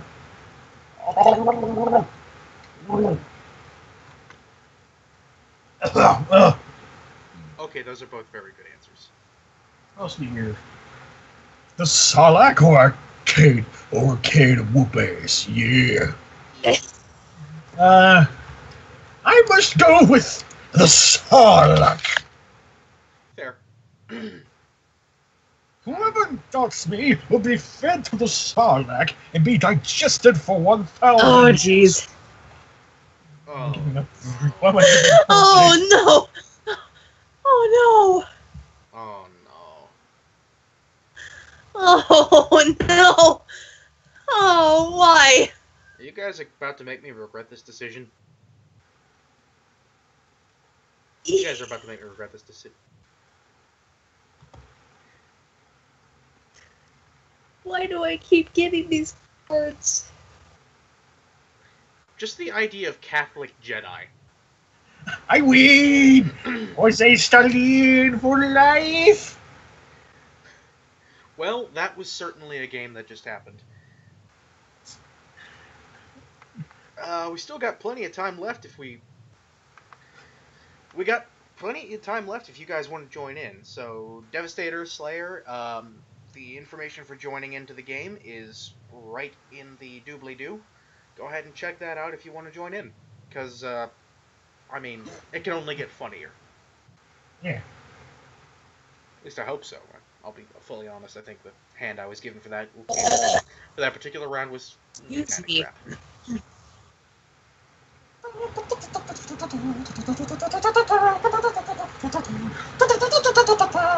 Having fun over there? That's a yes. That's a yes.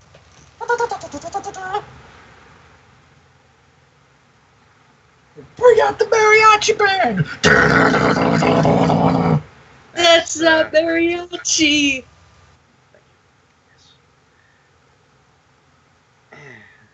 I mean, there is mariachi metal. Okay, well, it looks like Slayer's leaving for the night. So, Hey, Slayer. Devastator, Hey, it looks Slayer. to me like you are the only... Looks to me, Devastator, like you are the only active viewer remaining on here tonight, or at least the only one who's active on the live chat. If you want to play some Cards Against Humanity with us, by all means, pop on in.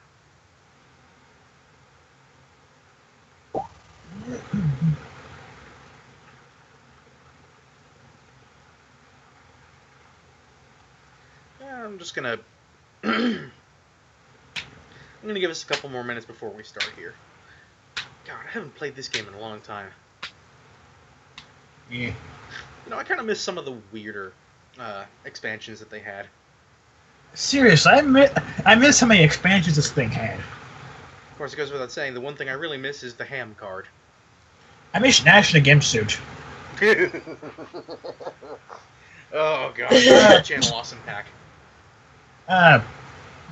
Devastator has a question. Devastator just asked how would I join. The password is further up in the chat. I've actually put both the link to the game and the password to enter the game in the description, so you should be able to find both of those. If you can't find it, then just refresh the page. So. Yep.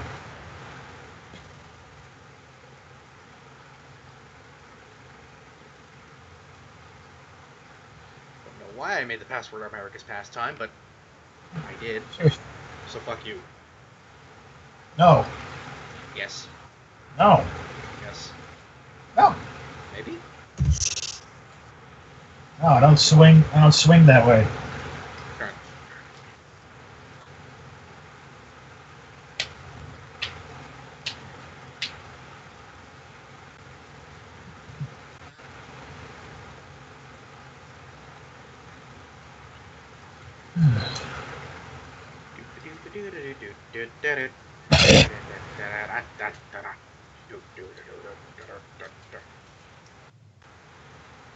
I have no idea what I'm doing right now. Of course it does.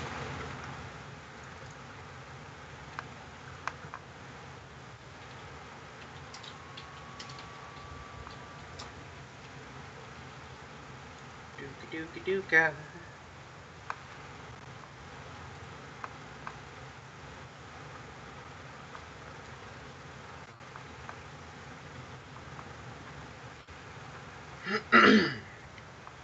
So, Devastator, how's things going on your end? Yeah, I don't know. Yes, let's ask Kermit here. He was asking Devastator. Oh, Devastator. Yeah, you know the Sorry. the combined Gestalt form of the 6 Constructicons, except when there's only Oh, 5. No, I thought you were just. It was just a general question to everyone. I mean, I guess it could be, but I'm just more wondering how he's managing to, or even if he's managing to get into the game. Because I haven't heard much from him. Yeah, it's Alright, Devastator, I'm going to give you until midnight. That's about, it's a little under 3 more minutes. Only slightly under. And if you haven't gotten in by then, I'm sorry, but we're going to have to start without you. But, I mean, that should be more than enough time. So. There we go. And, of course, if you need... The password keeps saying incorrect. Is that what he's saying? Yeah. Oh. Yeah, that's what he's saying. Okay, well, do note, it is both case sensitive and... It's case sensitive. There is an apostrophe and a space, so you have to type it exactly as I've written it in the description. If it's just saying that, if it says that immediately as soon as you load it into the, if it keeps saying that because you, If it keeps saying that, even if it's not showing a password deal, try and switch your browser. basically, if it's telling you that the password's incorrect the moment you load in, before you can even get the chance to put in a password, and there's no place to put in a password, you might need to use a different browser. Ifrit, what are you using? I used Brave at first, but I'm switching to Firefox for this. Okay, so Firefox is definitely something that works. I'm on Google Chrome, so I know that works. Presumably. It is worth noting that this site is notorious for having all sorts of weird glitches and issues, so there's a lot of weird shit that happens there. Yeah. Ah, he's in!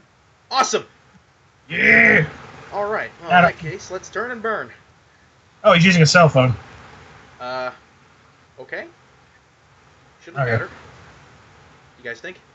I wouldn't know. Shouldn't. I don't think it should. Yeah, I still don't have a smartphone, so...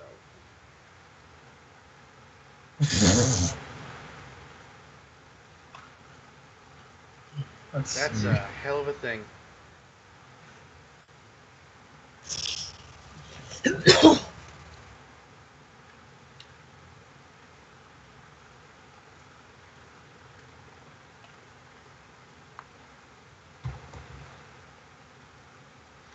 Well, I haven't got too much that'll work here, but I've got something, I guess.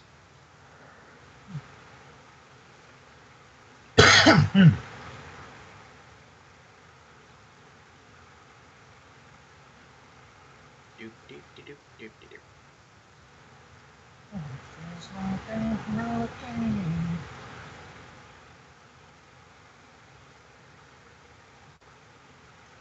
Okay, we're just waiting on one more person. Devastator. It's Devastator. Alright. Well, I can't yell at him then.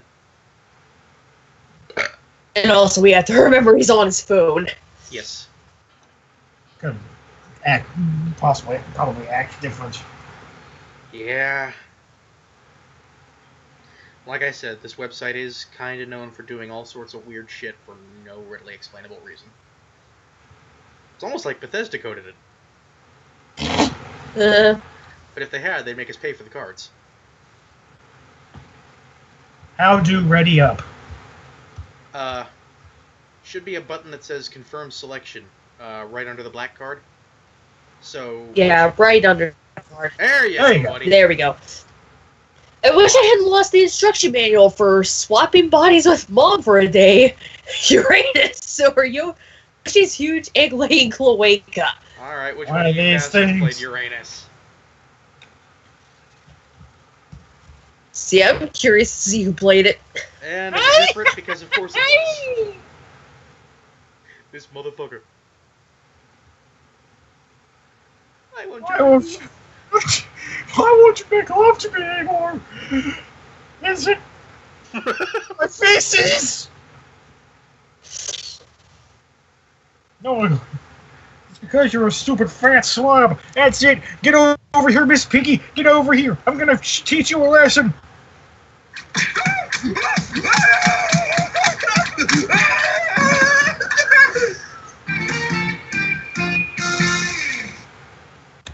Thanks, Glove and Boots.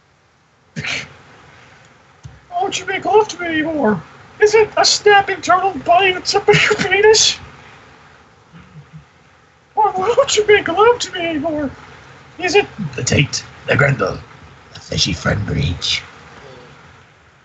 Why won't you make love to me anymore? Is it testing or torsion?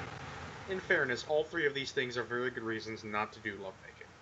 Yeah. There you go. Devastator wins that one.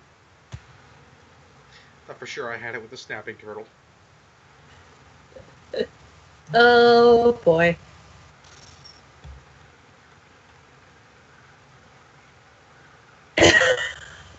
Oh, boy. Oh no. Oh, it's this dumb bitch. Fuck it. Oh. Double O. All you do is just select the card you want, then confirm selection. Yeah. Yeah. Woo! Thank you, Devastator. Childhood hipsters starting from the ancient heavily connected to the starry domino of the machinery of night. Well, glad that made sense to somebody, because that somebody wasn't me. Honey, Mommy and Daddy love you very much. But apparently, Mommy loves him more than she loves Daddy!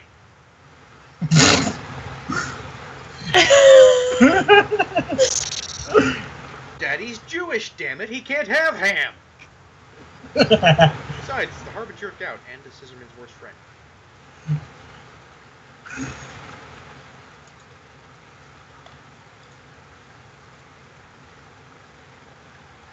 Apparently, Mommy loves a cop who is also a dog more than she loves Dad. Apparently, Mommy loves men more than she loves Daddy. White House for Barack Obama.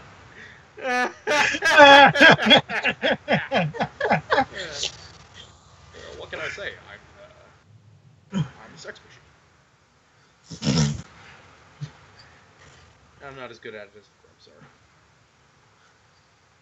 Then again, I'm better at video games than you are. Hello!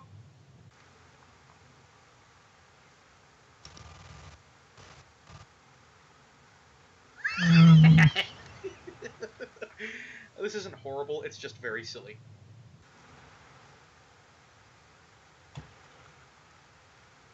I'm in prison. I'll be pudding smuggled in. I'll have an overwhelming variety of cheeses smuggled in. I'll have a magical tablet containing a smuggled in. Well, I mean, two of these are incredibly silly, and one of them actually sounds like the sort of thing a prisoner would absolutely want to have smuggled in. Oh, yeah. Yeah. Well, sure, if you want to be boring and give our guess the point. Sure, fine, go ahead. If I care. You guys, I saw this crazy movie last night. It opens on feces, and there's some stuff about grapes. It ends with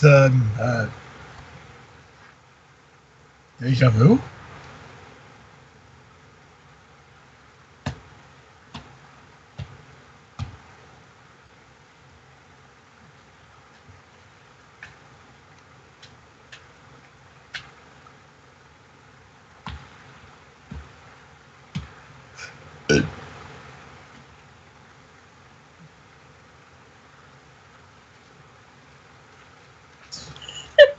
Sounds so You guys, you guys, I saw this crazy movie last night. It opens on the Pope, and there's some stuff about Twinkies, and it ends with blowjobs for everyone, man. Is this Ghostbusters?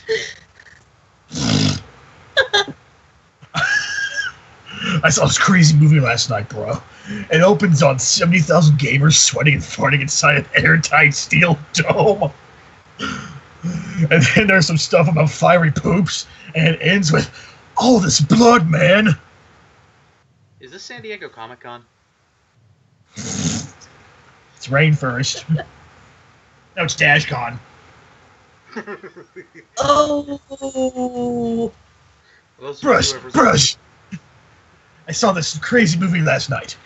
It opens on Indescribable Loneliest Man. And then there's some stuff about getting caught up in the crossfire. It ends with the hustle, bruz.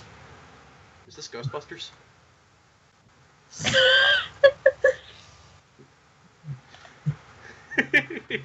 For those of you who have reserved seats, we are giving you guys an extra hour in the ball pit.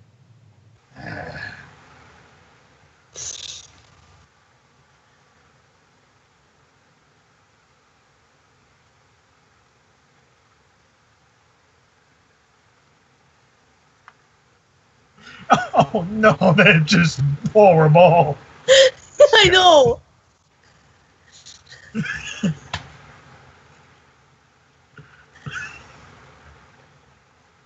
So, yeah, we're all going to hell. Yes, we are. Oh, come on. Put the paralyzed from the neck down. Uh-oh. Oh, no. So, Why do should we I be keep worried? getting 'Cause I'm squirts?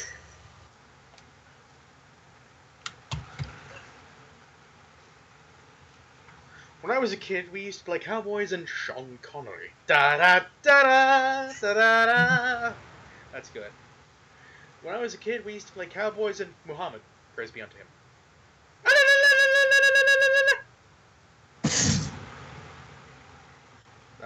That was very tasteless. I'm sorry. I had to do it. When I was a kid, we used to play cowboys and cock. No, well, I did. We had to handle a good trick, though. I am so sorry. I'm sorry. I had to. It's just. Next. It just rolls off the tongue. Oh, that's horrible. Let's do it.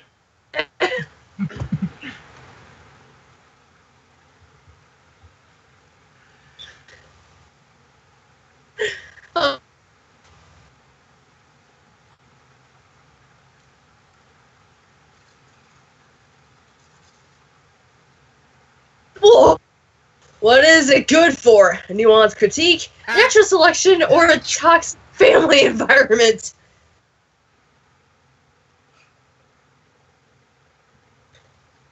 I'm torn between the PTSD one and the Darwinism one. I mean... Oh, come on! Darkest cards, I guess. And... Let's see. What made Spock cry? Oh, no. Nubile slave boys. Fucking slaves, get your ass back here!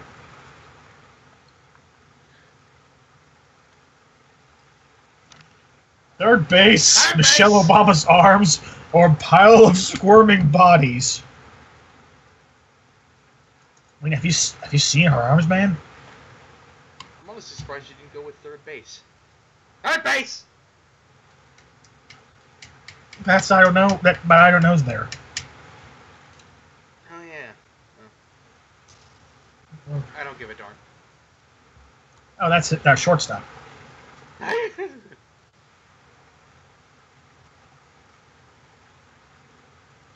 Oh no. Oh, this is horrible. Oh.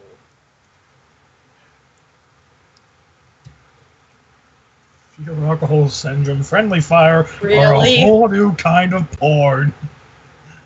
I mean, these are all kind of horrible. That one was actually the least horrible.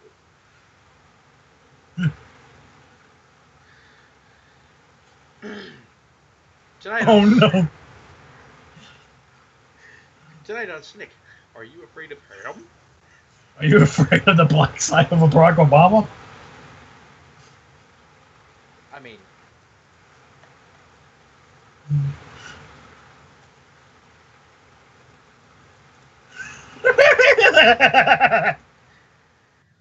Tonight on Snick, are you afraid of my dad's dumb fucking face? Are you afraid of Dave Matthews Band? Are you afraid of raptor attacks? Oh, Fuck these are some good ones. Devastator, I don't know how you knew I hated the Dave Matthews Band, but I fucking hate the Dave Matthews Band. I hope so. Oh, shit. This sounds like a bad idea. Do I dare? I dare.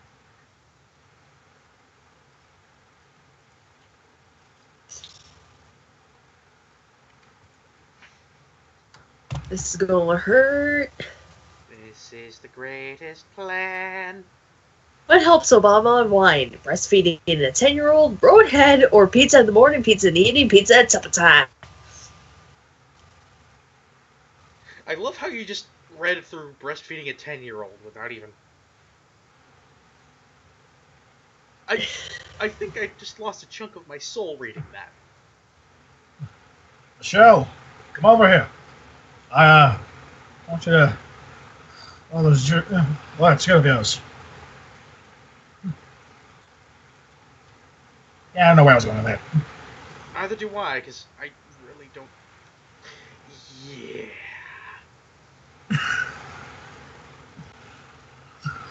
I apologize profusely. How did Stellar get her groove back? Oh no! This isn't horrible, it's just kind of... It's actually kind of sad. Solving it to a hungry man frozen dinner. Weapons grade plutonium or giving a dolphin a hatch. For science! Oh, I gotta go with depression though. Oh man! The dolphin one though, that's... The dolphin one was good, the hungry man one was good too. Oh shit. What's the latest bullshit that's troubling this quaint fantasy town? Oh man. Jags. The answer is Jags. You'll Don't see you be where talking. I'm going with this.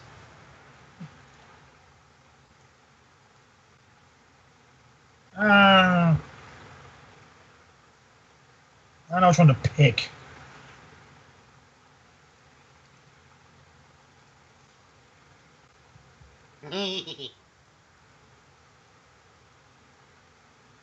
Actually, all three of these apply to Jags. How does the second one apply? How's that second one apply? You don't even know him. You don't know me. You're not good. Hey, Jax. Otus. Oi. Would you prefer Tootsies? No.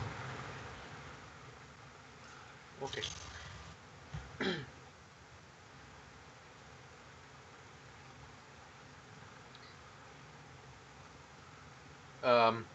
Well, hi, Neil Patrick Harris.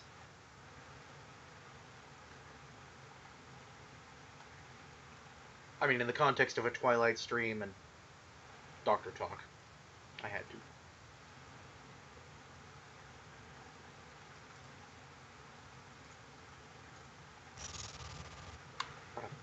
Let's go with this one. Patient presents with sniffing glue, likely a result of this groovy new thing called LSD. That makes more sense than it really has any right to. Patient presents with scrotal frostbite, likely a result of Canada, America's hat. Patient presents with poor life choices, likely a result of blood farts. I think that would be funny if it was in the reverse. Yeah. As it is, I've got to go with this one because that's just that is a perfect bit of cause and effect.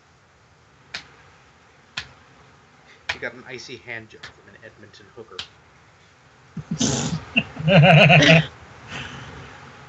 Oh no! Oh, I should have left rap. I should have just kept raptor attacks.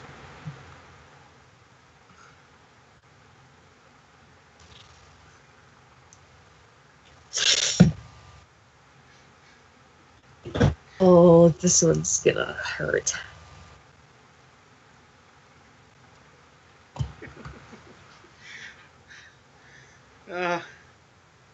My gym teacher got fired for adding meaningless sex to the obstacle course. It's good cardio.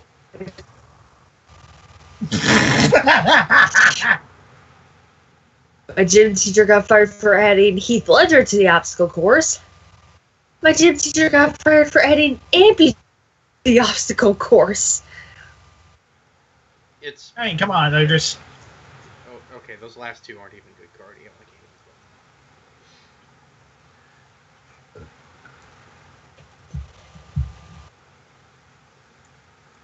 Yeah. Okay. Fair. Oh, come on.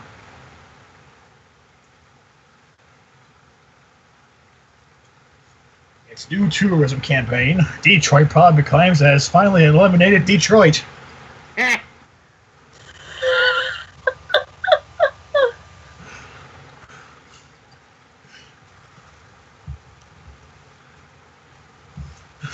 Probably claims that it has finally eliminated everything good in Detroit because there's nothing good anymore.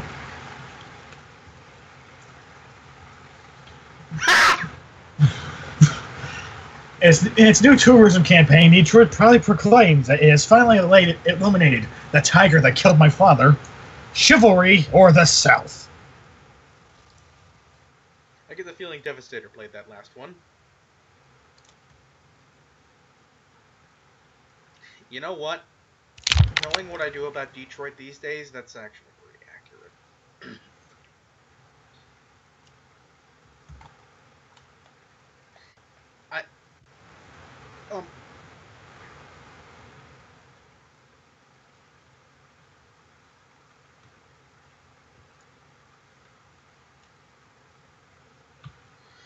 I think I might be misremembering, but I think I actually have the word that was originally in that blank in the movie proper in my hand. I'm not using it though.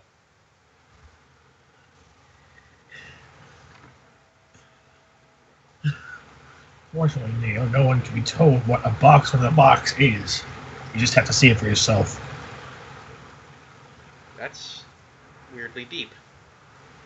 But let's be honest, only roughly as deep as the first box.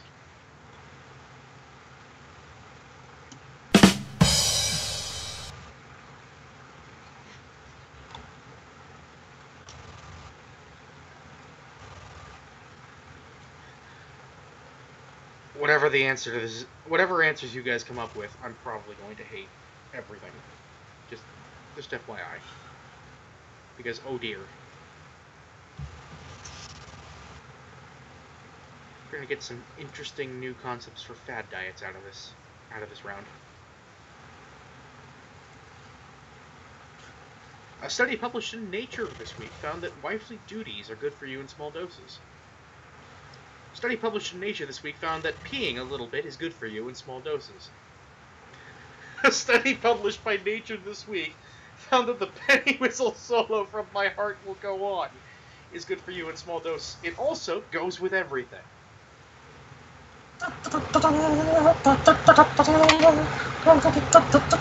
Oh wait, that's the wrong theme. Yeah.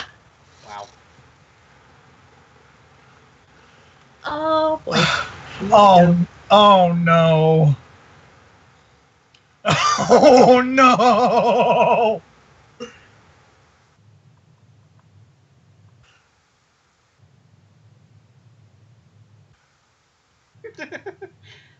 This is actually kind of funny.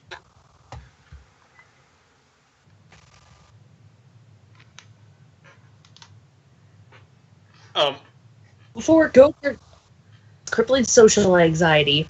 Before God, all we had was Arnold Schwarzenegger. Before the land of chocolate, all we had was Africa. It's gonna take a lot to drag me away from you, said my mom as we had to pull her out of the candy aisle.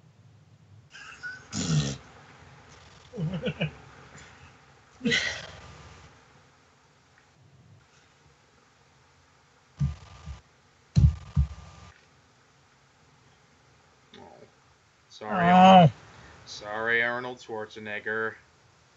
mild racism. What keeps me warm? Oh. What? Oh, I have the perfect one too.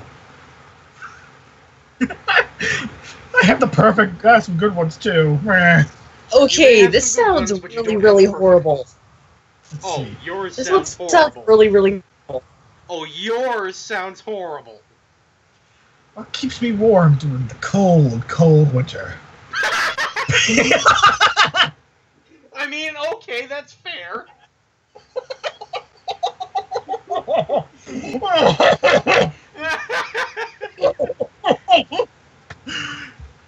No contest.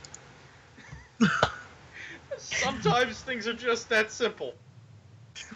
Yeah.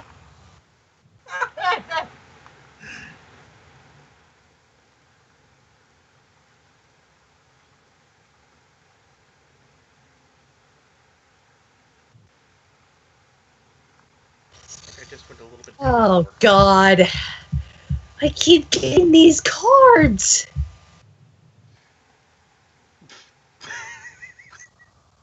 Yes, it is.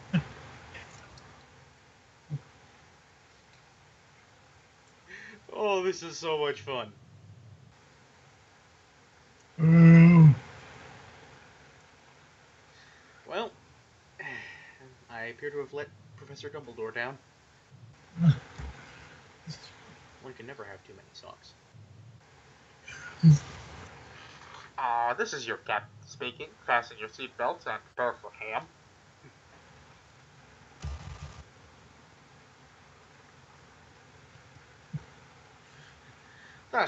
Please fasten your seatbelts and prepare for special musical guest share. Fasten your seatbelts and prepare for an uninterrupted history of imperialism and exploitation. Fasten your seatbelts and prepare for giant sperm from outer space. It's Pro Jared's pet. Tamagotchi pet. Oh my God. What, share? Back. Oh, come on, the giant sperm. I don't know, just fasten your seatbelts and prepare for special musical guest share. That's a phrase I never want to have to hear again.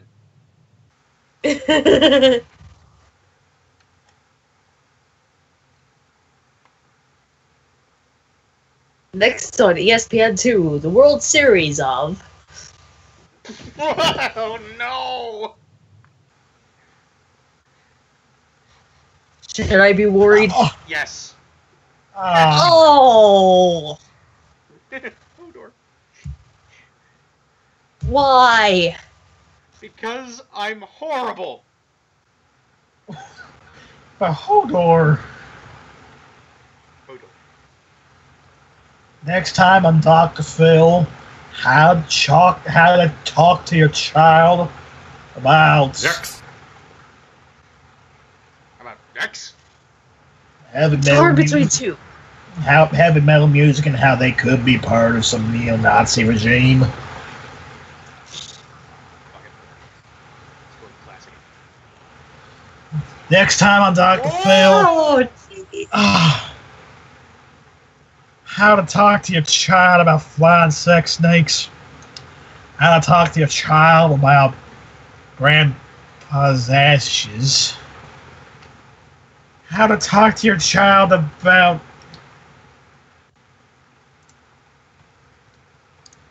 He can't even finish it. Devastator! I had the strangest feeling. Because I knew it wasn't me, and Wendy's reaction was too shocked for it to be her. Ugh.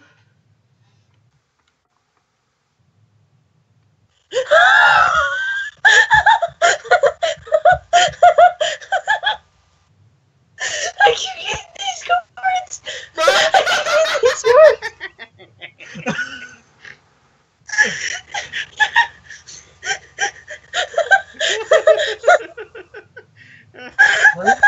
Not gonna Breathe. lie, I would absolutely love to see a buddy cop film where one of them is just an unmitigated Bill Nye the Science Guy fanboy. And by the way, no, that's not the one I played. See, you got there.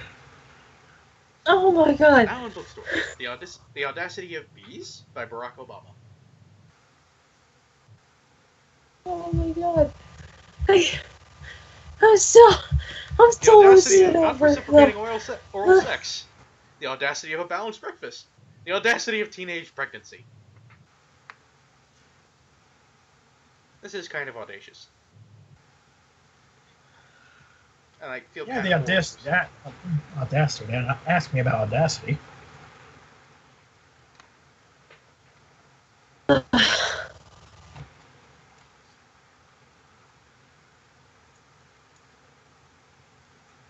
What the fuck, why not?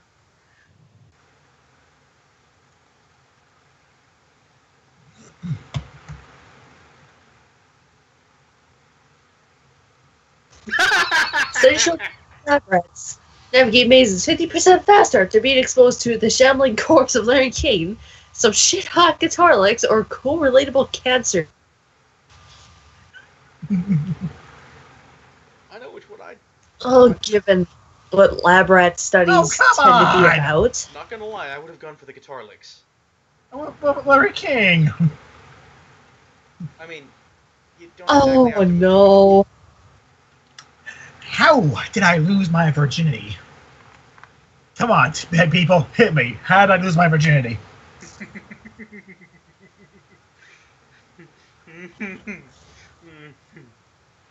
Let's see. How did I lose my virginity? Reading L's for the priceless semen. Harnessing the molecular power of the atom to slaughter 200,000 Japanese people, or switching to Geico. I have no idea what's going on here. I don't either, but I'm just gonna go with this. Oh my god. Congratulations, Wendy. A winner is you. Okay, that is gonna be it for tonight, I think. That was absolutely amazing. That was fun. Yes, it was. Okay, so, before we sign off for the night, I just want to say thank you so much, Devastator, for playing with us. You were an absolutely wonderful, you're an absolutely wonderful guest player, and I really hope we can count on you to show up again next week. Anyway. See you, Devastator. Good night, Devastator. Anyway, if you liked what you saw, do feel free to follow the links below, except for the one about the Cards Against Humanity game room, because that will be closed as soon as this stream ends. But you can follow us on our various social media accounts. You can, if you heard anything interesting tonight that you want to immortalize forever, you can send that into our Out of Context blog. And of course, we do this every week, at least when we're not suffering from some sort of debilitating issue. So, if you want to hear more, just come on and drop on in next week. Till then, we'll see you guys. Thank you very much for watching. At Divine.